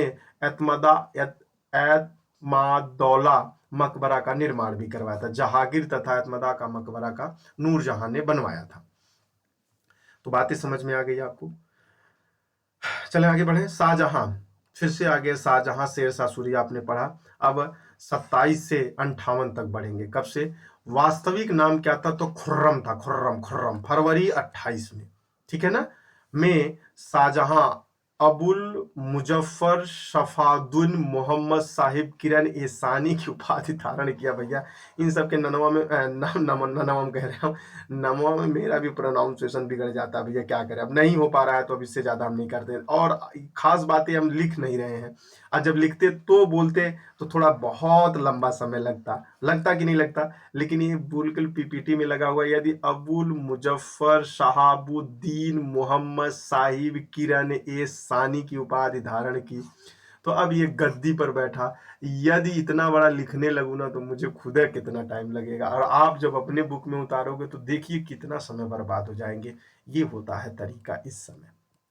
शाहजहां का विवाह अर्जुमंद बानवो बेगम से। और जो मुझे बोलना होता तो कम से कम आप लोग इमला जब लिखते तो 5 बार बोलना पड़ता। यदि 100 मतलब 80-90 लोग बैठ जाओ तो मुझे नहीं लगता कि कितनी बार बोलना पड़ता है इसको। समझ रहे हैं कि नहीं?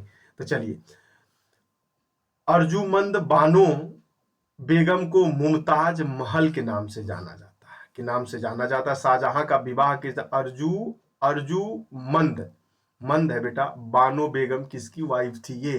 तो भैया शाहजहां की वाइफ थी। शाहजहां ने महावत खां को खान की उपाधि धारण की थी। महावत खान को खान का उपाधि धारण किया था। 1632 पुर्तगालियों के प्रभाव को समाप्त करने के लिए शाहजहां ने हुगली व्यापार केंद्र पर अधिकार कर लिया था।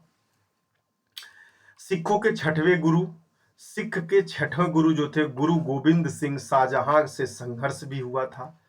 शाहजहां ने औरंगजेब को दक्षिण का सूबेदार बनाया और औरंगजेब औरंगाबाद को अपनी राजधानी बनाया। यह बात कंफर्म हो तो मुझे लगता है आपसे बेहतर कोई नहीं जानता। दक्षिण का सूबेदार किसको नियुक्त किया गया, औरंगाबाद कहाँ हुआ, और ये सूबेदार कौन है? शाहजहां ने। तो ये मत देखिएगा, ढेर को लगता है कि औरंगजेब पहले आया था, शाहजहां बाद में आया था, तो शाहजहां सूबेदार नियुक्त करेगा। शाहजहां ने मीर जुल्मा को दक्षिण सूबे का प्रधानमंत्री पद दे दिया था। शाहजहां ने मीर जुल्मा जो है वो कहाँ की प्रधानमंत्री थी? दक्षिण की प्रधानमंत्री थी। मध्य एशिया पर विजय पाने के लिए शाहजहां ने शहजादे मुराद तथा औरंगजेब को भेजा था। तो दक्षिण एशिया पे पाने के लिए किसको किसको भेजा था? तो औरंगजेब और शहजादे को भेजा था। बोलते नहीं तुम शहजादे, तो गाना भी सुना होगा शहजादे वाला। शाहजहां के चारों पुत्रों में दारा सिकोह को सर्वाधिक उदार था। शाहजहां ने उसे अपने उत्तराधिकार, इसके कितने पुत्र थे? तो 4 पुत्र थे। दारा सिकोह थे, तो दारा सिकोह सबसे उदार था। मुगल शासक शाहजहां को निर्माताओं का राजकुमार कहा जाता है। ध्यान रखिएगा, मुगल शासक शाहजहां को निर्माताओं का राजकुमार कहा जाता है। तो मुगलों में इसका नाम राजकुमार के रूप में। अपने बड़े पुत्र दारा किशोर को शाह ने शाह बुलंद इकबाल की उपाधि भी दी थी। तो ध्यान रखिएगा भैया, ये भी ध्यान रखिएगा। अच्छा, आप लोगों को तो यदि पहली बार पढ़ रहे होंगे ना, आप लोग भी बोल रहे होंगे सर इतना पढ़ना पड़ता है। अरे मैं वो चीजें पढ़ा रहा हूँ जो इसको कहा जाता है क्या, जैसे आपको जीने के लिए दिल की आवश्यकता पड़ती है? नहीं भैया, सबसे ज़्यादा फेफड़े की आवश्यकता पड़ती है, तो ये फेफड़ा ही है। दिल तो बाद में काम आएगा, जब फेफड़े नहीं रहेगा तो फिर ऑक्सीजन कैसे दिल में जाएगा। शाहजहां के काल को मुगल वास्तुकला और स्वर्णिम युग कहा जाता है। शाहजहां के काल को मुगल वास्तुकला या स्वर्णिम युग कहा जाता है। विश्व का सबसे महंगा कोहिनूर हीरा शाहजहां के तख्त ए ताऊ मयूर सिंहासन में लगा हुआ था, यहीं से ये निकलेगा। ठीक है ना, मयूर में लगा था। वैसे ये जो था तो तुर्क का था कोहिनूर हीरा, लेकिन अभी इसके बारे में पढ़ेंगे तो आप बीबीसी का न्यूज देखिएगा, आप डालिएगा कोहिनूर हीरा बीबीसी में। अब्दुल फजल साहब हैं, वो अपने 15 मिनट के वीडियो में आपको पूरी बातें समझा देंगे। शाहजहां ने इसे सिंहासन का निर्माण वेदवाल खां ने करवाया था। जो सिंहासन था जो लगा हुआ था, वेबवादल खां ने करवाया था। किसने करवाया था? वेवादल खां के द्वारा करवाया गया था।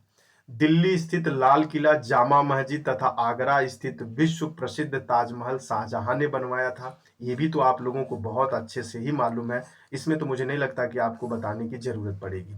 शाहजहां को कोहिनूर हीरा मीर जुल्मा से भेंट में मिला था। मीर जुल्मा से भेंट में मिला था। मीर जुल्मा को कहां से मिला था? तो तुर्क तुर्क का ही मीर जुल्मा भी था। शाहजहां ने 1636-37 में जिदा और पाबोस प्रथा का समाप्त कर दिया। सिजदा और पाबोस प्रथा का समाप्त किया था। किसने किया था? शाहजहां ने किया था। शाहजहां ने इलाही संबंध के स्थान पर हिजारी संबंध का प्रारंभ कराया था। इलाही संबंध औरंगजेब का नाम तो अकबर का नाम सुने होंगे। हिजारी संबंध प्रारंभ किया। मुर्शिद कुली खां को दक्षिण का टोडरमल कहा जाता था, तो ध्यान रखिएगा, टोडरमल, मुर्शिद खान, कुली खान, तो ये सब तो आप लोगों को आगे मिलेगा ही मिलेगा। शाहजहां ने दाम और आधा के मध्य आने के नए सिक्के का प्रचलन या प्रवाह चलवाया था, तो आधा के मध्य वाले को इसने चलवाया था। तो ये तो याद रखने वाली बात नहीं है, बट ये है कि याद रख लीजिए, पढ़ लीजिए क्या कहता हूं। उसने लगान वसूलने के ठेकेदारी प्रथा का शुरुआत भी कर दिया था। इसी सबको ये अंग्रेज आके कॉपी करते हैं।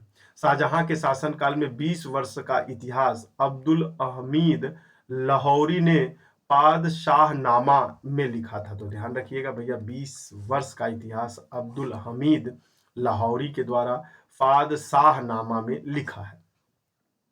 मोहम्मद फकीर एवं मीर हाशिम शाहजहां के दरबार के प्रमुख चित्रकार थे। मीर हशीम होंगे और मीर फकीर हो जाएंगे। शाहजहां के मुख्य दरबार कब थे? चितामणि सुंदर दास तथा कबीर चंद्रचार्य शाहजहां के दरबार में हिंदू लेखक थे। गंगा लहरी और रस गंगाधर के लेखक पंडित जगन्नाथ शाहजहां के राज कवि भी थे। तो तीसरा भैया, शाहजहां के राज्य कब? रस गंगाधर के लेखक कौन है? तो जगन्नाथ महाकविराय थे। गंगा लहरी कौन है? और कवि कवि चंद्रचार्य कौन है? सुंदर दास कौन है? चितामणि कौन है? तो ये सब नाम एक दो बार आप देखेंगे तो याद हो जाएगा। परेशान मत रहिएगा ज्यादा इन सब नामों के बीच में, लेकिन सवाल यहीं से बनते हैं। सही में बताऊं, आपको ज्यादा परेशान होने के, जब 2-3 बार देखेंगे लगातार तो मुझे नहीं लगता कि आपको कोई परेशानी होने वाली है। लेकिन आप सोच रहे हो कि एक बार देख लें और एक बार में ही सब कुछ हो जाए, तो एक बार में तुमको सब कुछ हुआ हो तो भाई मान लेते हैं ये भी एक बार में हो जाए। तुम्हारा एक बार खाना खा लेने में पेट भरा हो आज तक, तो मैं मान लूं तुम्हारा ये भी सही हो जाए। मान लेते हैं कि तुमने आज तक एक ही कपड़ा पहना है, तो ये भी मान लेते हैं कि ये भी सही हो जाएगा। आज तक ये भी मान लेते हैं कि तुमको एक बार पैसा मिल गया, फिर से पैसे की जरूरत नहीं पड़ी, तो ये भी हम मान लेते हैं। जब तुम उसको नहीं मान सकती हो तो इसको कैसे मान लिए कि तुम एक बार में ही कंफर्म कर लोगे? है तो कड़वी बात, लेकिन नजदीक बहुत लाके खड़ा किया है। शाहजहां ने अपनी बेगम मुमताज महल की याद में ताजमहल नामक संस्मारक बनवाया था। तो ताजमहल के बारे में तो आप लोगों को भी मालूम, अब दे ही रहे होंगे, आ ही गया है, नए साल में दिए होंगे। अब आ गया आप लोगों का एक वेलेंटाइन डे भी आ गया है। दिल्ली एवं आगरा की जामा मस्जिद, आगरा का किला, देखिए दिल्ली का किला और दिल्ली एवं आगरा की जामा मस्जिद, आगरा का मोती मस्जिद, दिल्ली में स्थित लाल किले का निर्माण शाहजहां ने करवाया था। ये सब मैं ये नहीं कह रहा हूं कि आपको याद नहीं है, लेकिन एक लयबद्ध तरीके से एकदम कंफर्म याद हो रहा है। शाहजहां ने ताजमहल का निर्माण उस्ताद ईसा खां की देखरेख में ही करवाया था।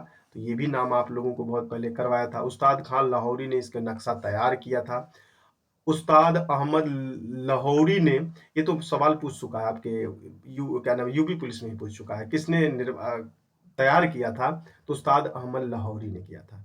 1638 में शाहजहां ने अपनी राजधानी आगरा से शाहजहानाबाद पुरानी दिल्ली में स्थानांतरित कर दिया था। तो शाहजहानाबाद कहाँ पे है? तो पुरानी दिल्ली में हस्तांतरित कर दिया था आगरा से। शाहजहां एकमात्र मुगल शासक था जिसके जीवन काल में अपदस्थ कर दिया किया था। बहुत अच्छी बात है, ये भी ध्यान रखिएगा, अपदस्थ कर दिया गया। आगरा तथा दिल्ली शाहजहां के काल में स्थापत्य कला के मुख्य केंद्र थे। बस जानने के लिए है, शाहजहां को उसके पुत्र औरंगजेब ने कैद कर आगरा किले में रख। अरे पदस्थ का मतलब नहीं बताया, वही तो बतिया कहना चाह रहा था, सॉरी। पदस्थ का मतलब हटा दिया गया था, इसी ने औरंगजेब ने ही हटा दिया था। जनवरी 66 में शाहजहां की मृत्यु हो जाती है। जनवरी याद रखिएगा, 66 तो याद रखिएगा। शाहजहां और उसकी बेगम मुमताज महल दोनों की कब्र ताजमहल के भीतर स्थित है। शाहजहां और उसकी बेगम मुमताज महल दोनों की कब्र ताजमहल में स्थित है। अब आएंगे औरंगजेब। अब आप बहुत करीब आ चुके हैं, मेडिवल हिस्ट्री के करीब में बहुत करीब आ गए। वाकई बताओ, आपको भी बड़ी तसल्ली हो रही होगी, आप अपने आप को बड़ा कंफर्ट फील कर पा रहे होंगे, बड़ी सहजता महसूस कर पा रहे होंगे। काश ये पहले हो जाता तो और जल्दी तैयार कर लेते, लेकिन ये सब काश खुखरी हथियार सबको दिया थोड़ी ना जाता है। ये एट ए टाइम दिया जाता है जब मरने और जीने और बचने का समय बहुत नजदीक हो, तो उपयोग करेंगे तो शायद मुझे लगता है बच जाएंगे। खुखरी उखरी का एहसास तो आप नहीं जानेंगे, लेकिन अब यूपी पुलिस में हो जाएंगे तो खुखरी नहीं रखने को मिलेगा, लेकिन आर्मी और पैरामिलिट्री में होंगे तो खुखरी रखने का अंदाज मिलेगा। तब मिलेगा अगर रे रे रे रे रे रे भैया खुखरी का बड़ा। 1658 1707 तक चलते हैं। मेरा औरंगजेब के पिता शाहजहां की मृत्यु 1658 ईस्वी में राज सिंहासन पर बैठ जाता है। मृत्यु के बाद बैठता है बेटा, पूर्व नहीं बैठता। तो मृत्यु 1666 में हुआ है ना, और इसने हटा दिया था अपने पिताजी को ना। औरंगजेब ने तो इसने ट्रांसफर भी तो कर दिया था एक जगह, तो ही बात कह रहे हैं। औरंगजेब मुगल शासन में सर्वाधिक विस्तृत क्षेत्र का शासन किया। मुगल शासकों में औरंगजेब का शासन सर्वाधिक लंबा। मुगल में देखिएगा, ये बातें हाईलाइट में होनी चाहिए था लेकिन नहीं हो पाया, मैं कोशिश करूंगा हो जाएगा। औरंगजेब का शासन सर्वाधिक लंबा शासन वर्ष था। औरंगजेब एकमात्र मुगल बादशाह जिसको 2 बार राजाभिषेक हुए थे, ये भी बात आप लोगों को ध्यान में रखना है। कितनी बार हुआ था राजाभिषेक? 2 बार हुआ था। 15 अप्रैल 58 को औरंगजेब दारा सिकोहा के बीच मध्य प्रदेश में स्थित उज्जैन के निकट धर्मत का युद्ध हुआ था। ध्यान रखिएगा, ये धर्मत का युद्ध, दारा सिकोहा, औरंगजेब, 15 अप्रैल 58, मध्य प्रदेश, उज्जैन। बात समझ में आ गई होगी। 29 16 58 औरंगजेब मुराद की संयुक्त सेना एवं दार सिकोहा के मध्य शामूगढ़ का युद्ध भी हुआ था। तो ध्यान रखिएगा, शामूगढ़ का युद्ध। अच्छा, ये सब नमवा जब आ जाता है ना, ऐसा लगता है यार जीवन में मैंने पढ़ा भी नहीं था, ये कहाँ था टिका हुआ।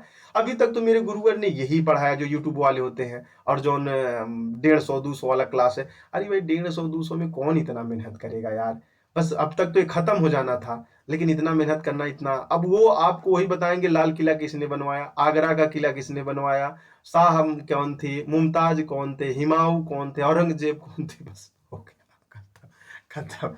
लाल किला किसने बनवाया हो गया कि मध्य हुआ। जब ये आ जाता है ना, सामूगढ़ का युद्ध किसके किसके बीच हुआ था यार, अब क्या करें। बोले हमारे बीच में खुदा ही युद्ध चल रहा है यार, अभी तक तो जो पढ़ा उसमें से तो कुछ आया नहीं। हमारे साथ एक लड़का रहता था, मैराथन बॉय नाम था उसका। मुझे लगता है कि उसने पूरी जिंदगी में मैराथन क्लास को बहुत ज्यादा किया। लास्ट में जब उसने एग्जाम दिया तो एक भी नहीं आया, इतना गाली दिया उसने। तो मैं ये नहीं कह रहा हूँ हम भी कर रहे हैं ये नहीं आएगा, लेकिन मैं चैलेंज कर रहा हूँ, इससे बाहर नहीं जाएगा। अब कह रहे हो सर आप अब घमंड वाली बात कर रहे हो, नहीं, मैं अपनी कर्तव्य निष्ठा और अपनी वास्तविक ड्यूटी को बहुत अच्छे निभाने की कोशिश कर रहा हूँ। मैंने ऐसे नहीं कहा कि उन्होंने नहीं निभाया, मैं अपनी बात कर रहा हूँ, अपने लिए कर रहा हूँ। आपका दिमाग यदि उनसे कंपेयर करने में लगा है तो आप बहुत बेमूरी और बहुत मूर्ख इंसान हो। आप, मैंने ये नहीं कहा, आपसे बड़ा मूर्ख और बेईमानी इंसान इसलिए नहीं हो सकता। आपको किसने बोला उनका देखने के लिए, मेरा किसने बोला देखने, ये निर्णय करने का बंदोबस्त आपके दिमाग की एक उपज है और उसका परिणाम है। आप किसी से मेरा कंपेयर कर रहे हैं। अब यहां तक तो आप लोगों को सामूगढ़ का युद्ध हो जाएगा, ये भी कंफर्म हो गया। उत्तराधिकार का अंतिम युद्ध मार्च 1659, देवराई का युद्ध था बेटा। देवराई का अंतिम युद्ध कौन था? औरंगजेब ने अपनी प्रिय पत्नी राबिया उद दौरानी के मकबरे का निर्माण औरंगाबाद में 1651-61 में कराया था। इस मकबरे को बीबी का मकबरा, द्वितीय ताजमहल का भी नाम दिया जाता है। तो किसने करवाया था द्वितीय ताजमहल का निर्माण? तो औरंगजेब ने करवाया था। बीबी का मकबरा इसी ने करवाया था। कहाँ करवाया था? तो औरंगाबाद में करवाया था। औरंगाबाद कहाँ पे है? तो एक बार टाइप कर दीजिए कमेंट सेक्शन में, हम जान जाए कि आपका दिमाग कितना फास्ट काम कर रहा है। औरंगजेब ने अपनी बड़ी बहन जहां आरा को शाहिबात उज जामनी की उपाधि दिया था। तो ध्यान रखिएगा, ये कहीं गलती से उसके पत्नी पे मत लगा जाए, साहिबात उज जमानी तो उसने दिया था। उसके जहां आरा उसकी बहन थी, बड़ी बहन थी, उसी को यह उपाधि दे दिया था। औरंगजेब की पुत्र का नाम क्या था? मेहरू निशा था। क्या था बेटा? मेहरू निशा था। क्या नाम था उसका? मेहरू निशा था। औरंगजेब ने संगीत को इस्लाम विरोध मानकर उस पर पाबंदी लगा दी, लेकिन इसके शासनकाल में सर्वाधिक संगीत पुस्तकें लिखी गई थी। तो ये तो बातें आपको याद करने के लिए नहीं है, बस इसकी कंसेप्ट को आगे कैसे बढ़ाया जाए बस वही समझाना था आपको। तानसेन, बैजू बावरा, मदन लाल, गोपाल नायक इत्यादि हरिदास के प्रमुख शिष्य थे। हरिदास संप्रदाय के संगीत अर्चना केंद्रों की संख्या 5 थी, ये भी याद रख लीजिएगा। और इससे आगे स्वामी हरिदास एवं तानसेन प्रमुख ध्रुपद गायक थे। ध्यान रखिएगा, ध्रुपद गायन आप जब आर्ट एंड कल्चर पढ़ेंगे वहां पे बहुत अच्छे से समझाएगा। तानसेन का मूल नाम राम तनु पांडे था। राम तनु पांडे था। इन्हें अकबर ने कंठाभरण वाणी विलास की उपाधि था। कंठाभरण वाणी विलास की उपाधि दी थी। तो इसको अलग अलग करके भी पढ़ सकते हैं, एक में भी पढ़ सकते हैं। दिल्ली के पुराने किले में खैर उल मंजिल नामक मदरसे की स्थापना माहम नंगा ने कराई थी। इसे मदरसा ए बेगम कहा गया। तो ध्यान रखिएगा, ये नाम पढ़ने में आपको भले कठिनाई हो रही हो, लेकिन इसके आगे माहम अनंगा है बेटा। खैरुल मंजिल अथवा खैर उल मंजिल नामक मदरसे की स्थापना कराई थी। ये बातें याद रखिएगा बहुत अच्छे से। उसने आलमगिरी पादशाह गाजी की उपाधि भी धारण किया था। बहुत मस्त तरीके से ध्यान रखिएगा। सादगी का जीवन व्यतीत करने के कारण औरंगजेब को जिंदा पीर कहा गया था। सादगी का जीवन बहुत ज्यादा जीने वाला व्यक्ति था ये, इसी के लिए इसको क्या कहा जाता था? जिंदा पीर। अरे भाई, जिंदा पीर किसे कहा जाता था? औरंगजेब को कहा जाता था। किसको कहा जाता था? औरंगजेब को जिंदा पीर कहा जाता था।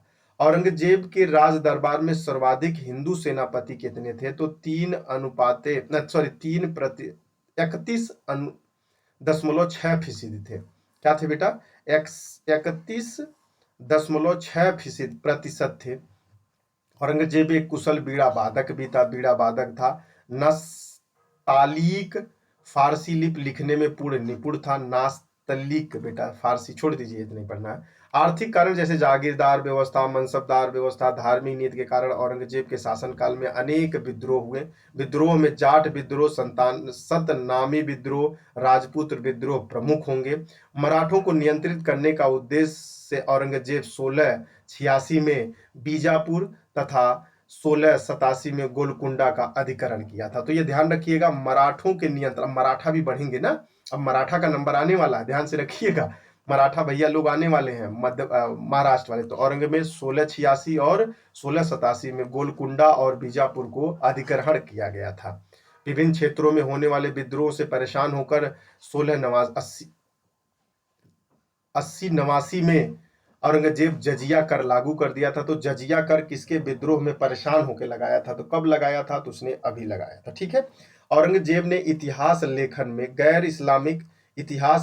गैर इस्लामिक घोषित पर प्रतिबंध लगा दिया था। ये भी बात बस सुनने के लिए रखिए। उस राजपूत नीति को त्याग दिया। उसने झरोखों का दर्शन उसने झरोखा दर्शन, तुलादान एवं नौरोज त्योहार को भी समाप्त कर दिया था। तीर्थ यात्रा पर कर लेना प्रारंभ कर दिया था। तो खैर ये सब तो बातें सबसे पहले किसने किया था वो बातें याद रखिए, ये बातें याद रखने की आवश्यकता आपको नहीं है। उसने शरीयते के विरुद्ध लिए जाने वाले लगभग 80 करों को समाप्त कर दिया था। क्या कर दिया था? 80 करों को उसने समाप्त कर दिया था।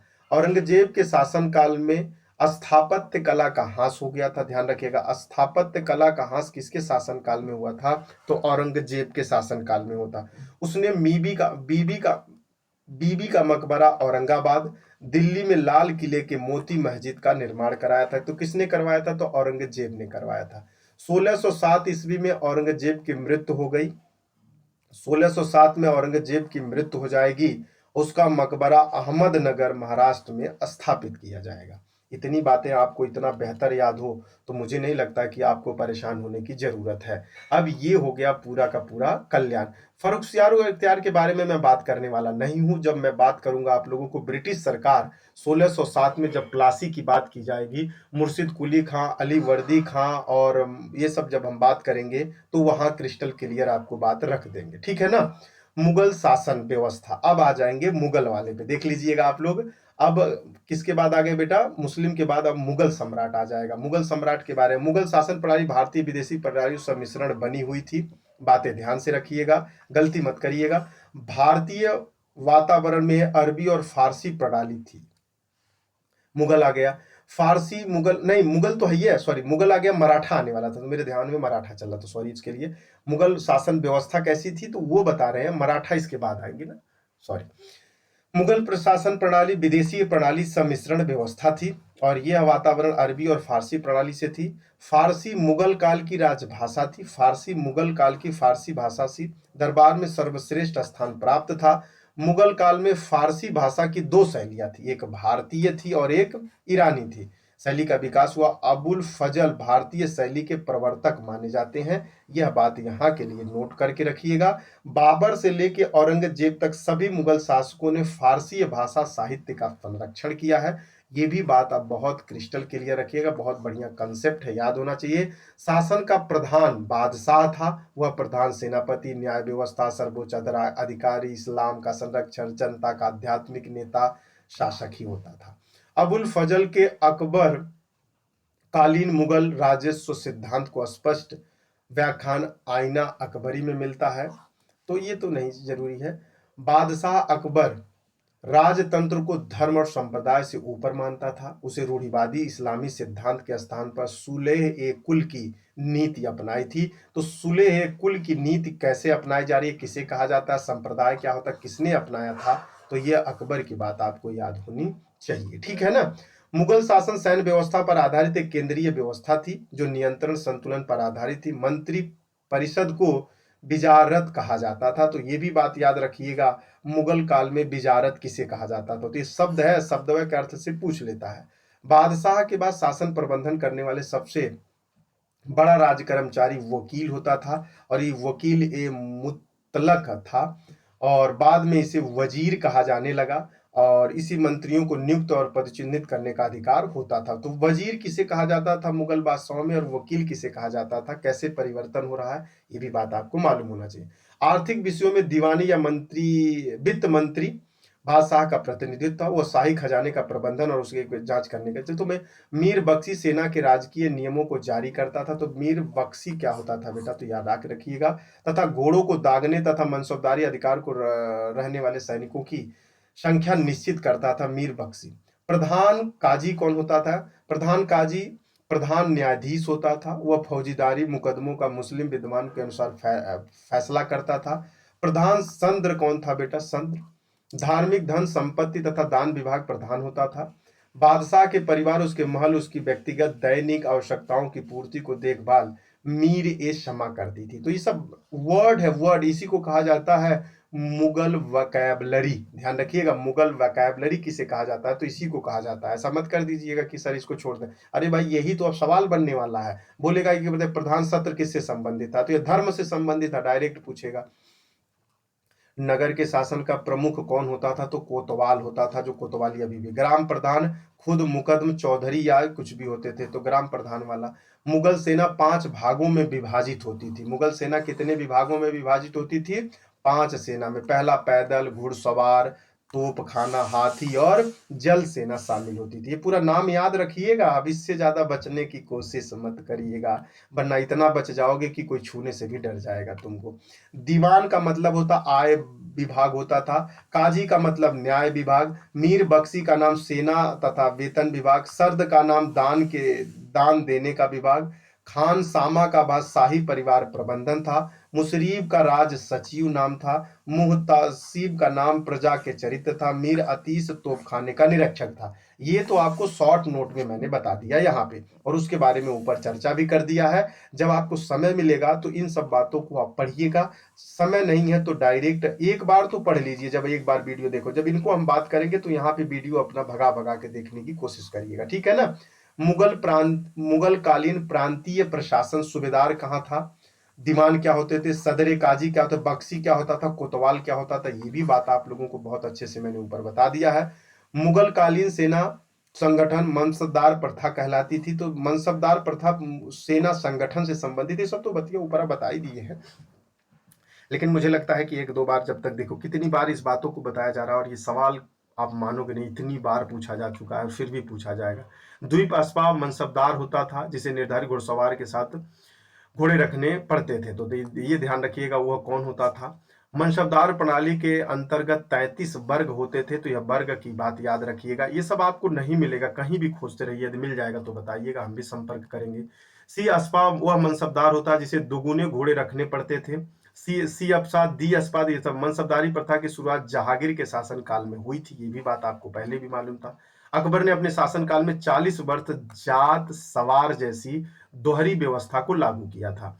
1580 में अकबर ने दह साला नामक प्रणाली का शुरुआत भी किया। दह साला नामक प्रणाली की शुरुआत किया था। दह साला व्यवस्था रैतबाड़ी व्यवस्था पर आधारित थी, अब आपको पता चल गया होगा, जिसमें किसान प्रतिवर्ष सीधे लगान देने के लिए उत्तरदायित्व था। इस व्यवस्था का वास्तविक प्रदाता टोडरमल था, और इस प्रणाली में 1/10 भाग को आपको किसको कर के वसूल में देना पड़ता था। गजब यार भाई साहब, मतलब दिल खुश हो जाएगा आपका।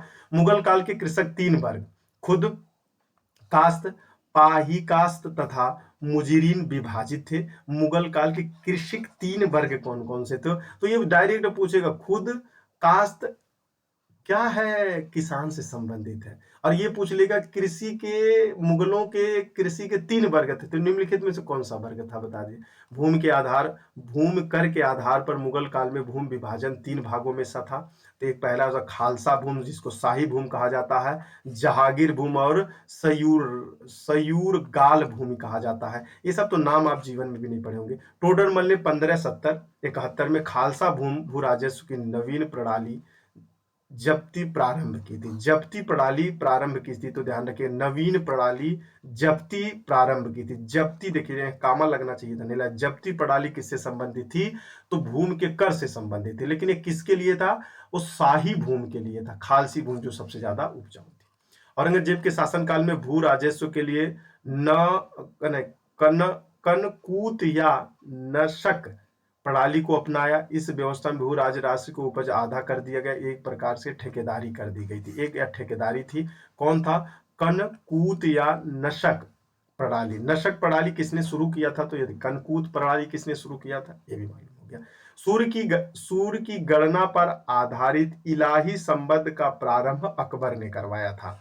आप निचोड़ पढ़ रहे हैं क्या, मुगल साम्राज्य का। इससे पहले एक एक करके पढ़े थे, अब पूरा मुगल साम्राज्य पढ़ रहे हो, इससे ज्यादा। सूर्य की गणना करने की इलाही, अभी डायरेक्ट पूछेगा इलाही संबंध किससे संबंधित, तो सूर्य की गणना किसने शुरू किया, तो अकबर ने। मुगल कालीन अर्थव्यवस्था का आधार चांदी का रुपया ही रहा है, इसीलिए चांदी को मानते हैं, हम सोने को बहुत ज्यादा मानते हैं। दैनिक लेन देन के लिए तांबे के दाम का प्रयोग होता था। जहांगीर ने अपने समय में सिक्कों को अपनी आकृतिक बनवाई और उस पर नूरजहां का नाम भी अंकित करवाया था। नूरजहां कौन थी, तो आपको मालूम होगा। शाहजहां ने आना सिक्के का प्रचलन करवाया था। आना सिक्के का प्रचलन किसने करवाया था, तो शाहजहां ने ही करवाया था। आने सिक्के का प्रचलन किसने करवाया था, तो शाहजहां ने करवाया था। भू राजस्व के अतिरिक्त हिंदुओं को जजिया, मुसलमान से जकात नामक वसूली छोड़ दीजिएगा। ये अकबर ने 1564 में जजिया कर को समाप्त कर दिया था, ये ऊपर कर दिया, जिसे 1689 में औरंगजेब ने पुनः लागू किया था। तो देखिए, अकबर ने समाप्त किया और किसने शुरू कर दिया था। मुगल काल में खाद्य पदार्थों में गेहूं, चावल, बाजरा, दाल मुख्य विषय के रूप में थे। भारत में 1604 में लगभग पुर्तगालियों द्वारा तंबाकू का प्रचलन, इसको मक्का उपज में प्रारंभिक, तो आपको ऊपर भी बता दिया। मुगल काल में कपास, गन्ना, नील, रेशम आदि फसलों का उत्पादन होता था, ये भी याद रखिएगा। मुगल काल में आयात प्रमुख वस्तुएं सोना, चांदी, घोड़े, कच्चे रेशम होते थे। मुगल काल में निर्यात की प्रमुख वस्तुएं सूती वस्त्र, नील, सोरा, अफीम होते थे। मुगल काल में वस्तु विनिमय का माध्यम हुंडी होता था। अच्छा सर, यहाँ भगा के देख लेगा, अभी ऐसी गलती मत करिएगा, ये सब दिमाग में रखिएगा। जब आपके सामने आंसर आएगा तो लग जाएगा, गलती से भी भगा भगा के यहाँ मत देखिएगा, नहीं तो फिर आपको भगा भगा के मारा जाएगा कहाँ, एग्जाम हॉल में। तो फिर वहां से भी भगा दिया जाएगा तो आपको बुरा लगेगा। बोले सर यहाँ से क्यों भगा रहे हो, हम कौन होते हैं भगाने वाले। हमने कहा जहां से भागना नहीं था वहां से तुम भाग गए, और जहां नहीं भागना था तुम वहां डटे रहोगे तो क्या होगा। अकबर ने कार्यकाल प्रारंभ में मोहर नामक स्वर्ण मुद्रा का प्रचलन किया। शेर शाह की मुद्रा व्यवस्था अत्यंत विकसित थी। तो ये भी बात याद रखिएगा, सबसे ज्यादा विकसित किसकी थी, तो इन्हीं की थी।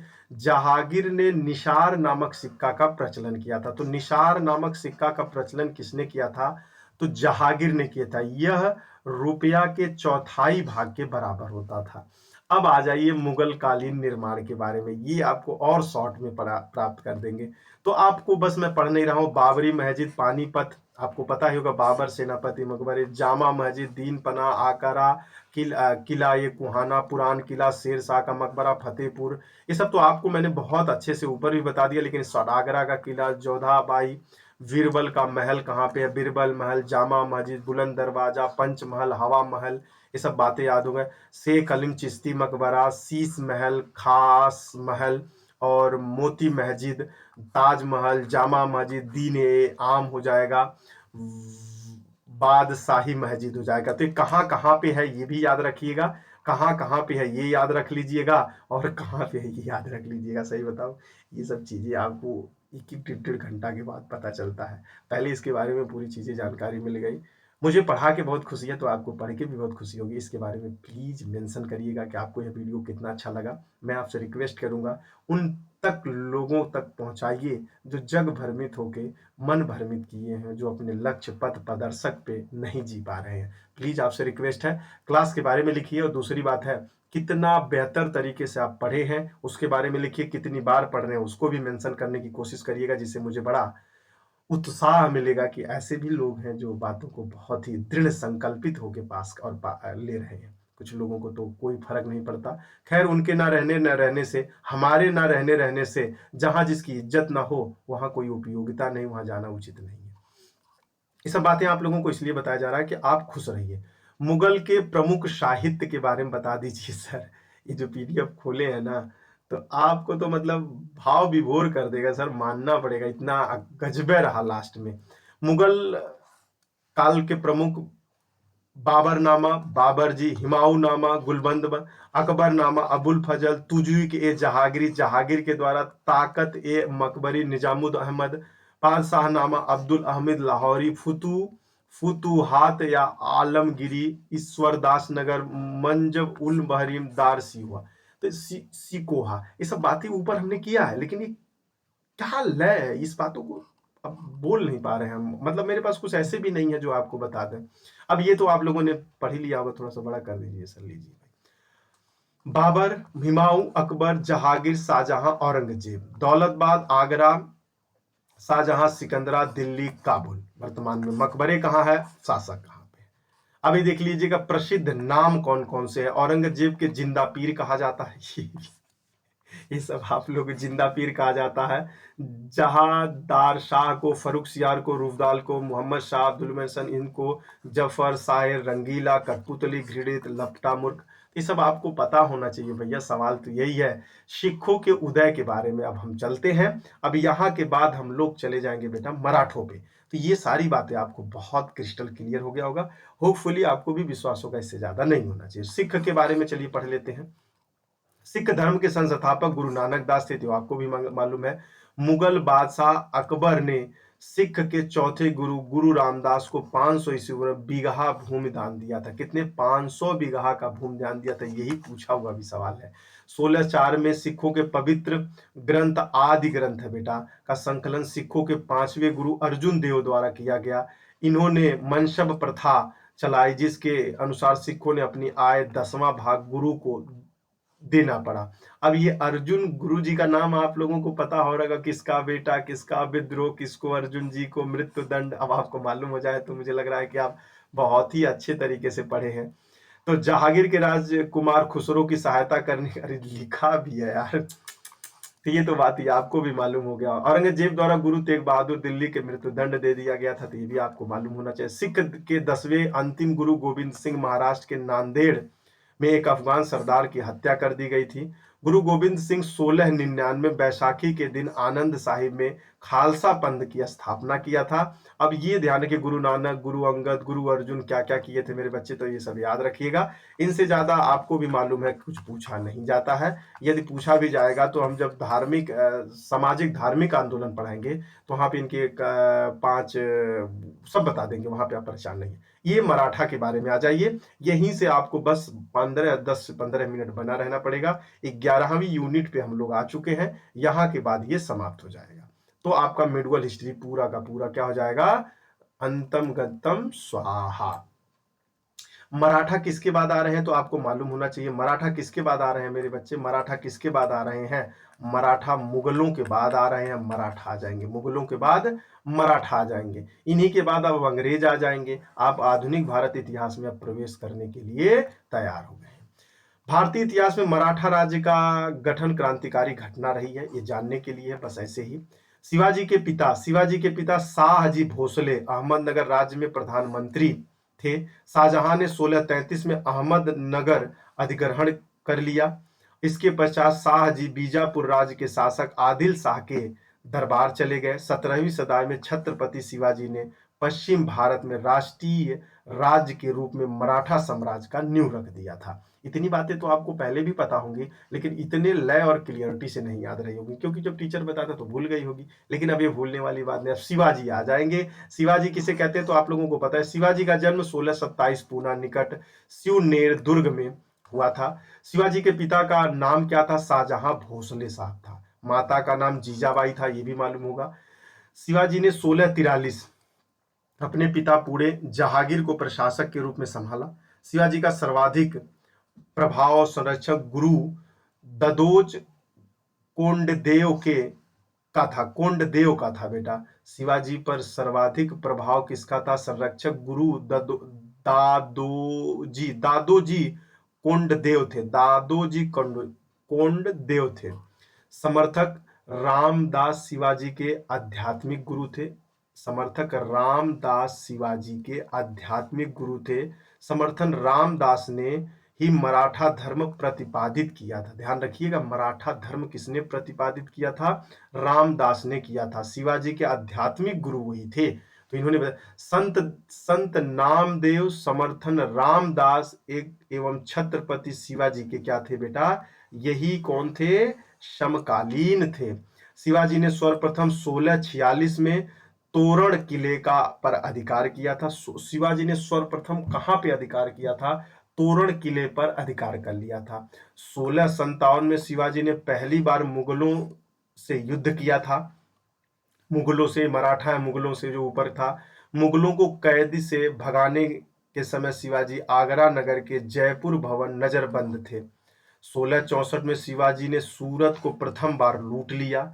औरंगजेब ने शिवाजी को राजा पदवी दे दी। औरंगजेब ने शिवाजी को क्या कह दिया था? जाइए अब राजा बन जाइए। शिवाजी का राजा अभिषेक 1674 में रायगढ़ काशी के प्रसिद्ध गंगा भट्ट से करवाया गया था। गंगा भट्ट से करवाया गया था। ये सब बातें याद रखिएगा। और राजाभिषेक के बाद शिवाजी ने छत्रपति की उपाधि धारण की थी। किसका उपाधि धारण किया था? छत्रपति का भी उपाधि इन्होंने ही धारण किया था। शिवाजी ने रायगढ़ में अपनी राजधानी को बनाई थी। तो ये सब तो बातों आप लोगों को बहुत क्लियर होगा, लेकिन नहीं मालूम था तो मालूम तो हो जाता है। 1670 में शिवाजी ने सूरत पर दूसरा आक्रमण किया था। पहला कब किया था? दूसरा का। इस सूरत से ही बन रहे हैं। इनको राज अभिषेक किसने बना रहा है? औरंगजेब ही है। देखिएगा, शिवाजी का साम्राज्य स्वराज मुलंद एकादिम नामक से दो भागों में विभाजित था। शिवाजी का साम्राज्य स्वराज और मुलंद एकादीम नामक दो भागों में विभक्ति था। शिवाजी मराठी को राजभाषा बनाया। शिवाजी के अष्ट प्रधान थे, इनके जो व्यवस्था थी। शिवाजी की सेना का मुख्य भाग घुड़सवार और पैदल सेना थी।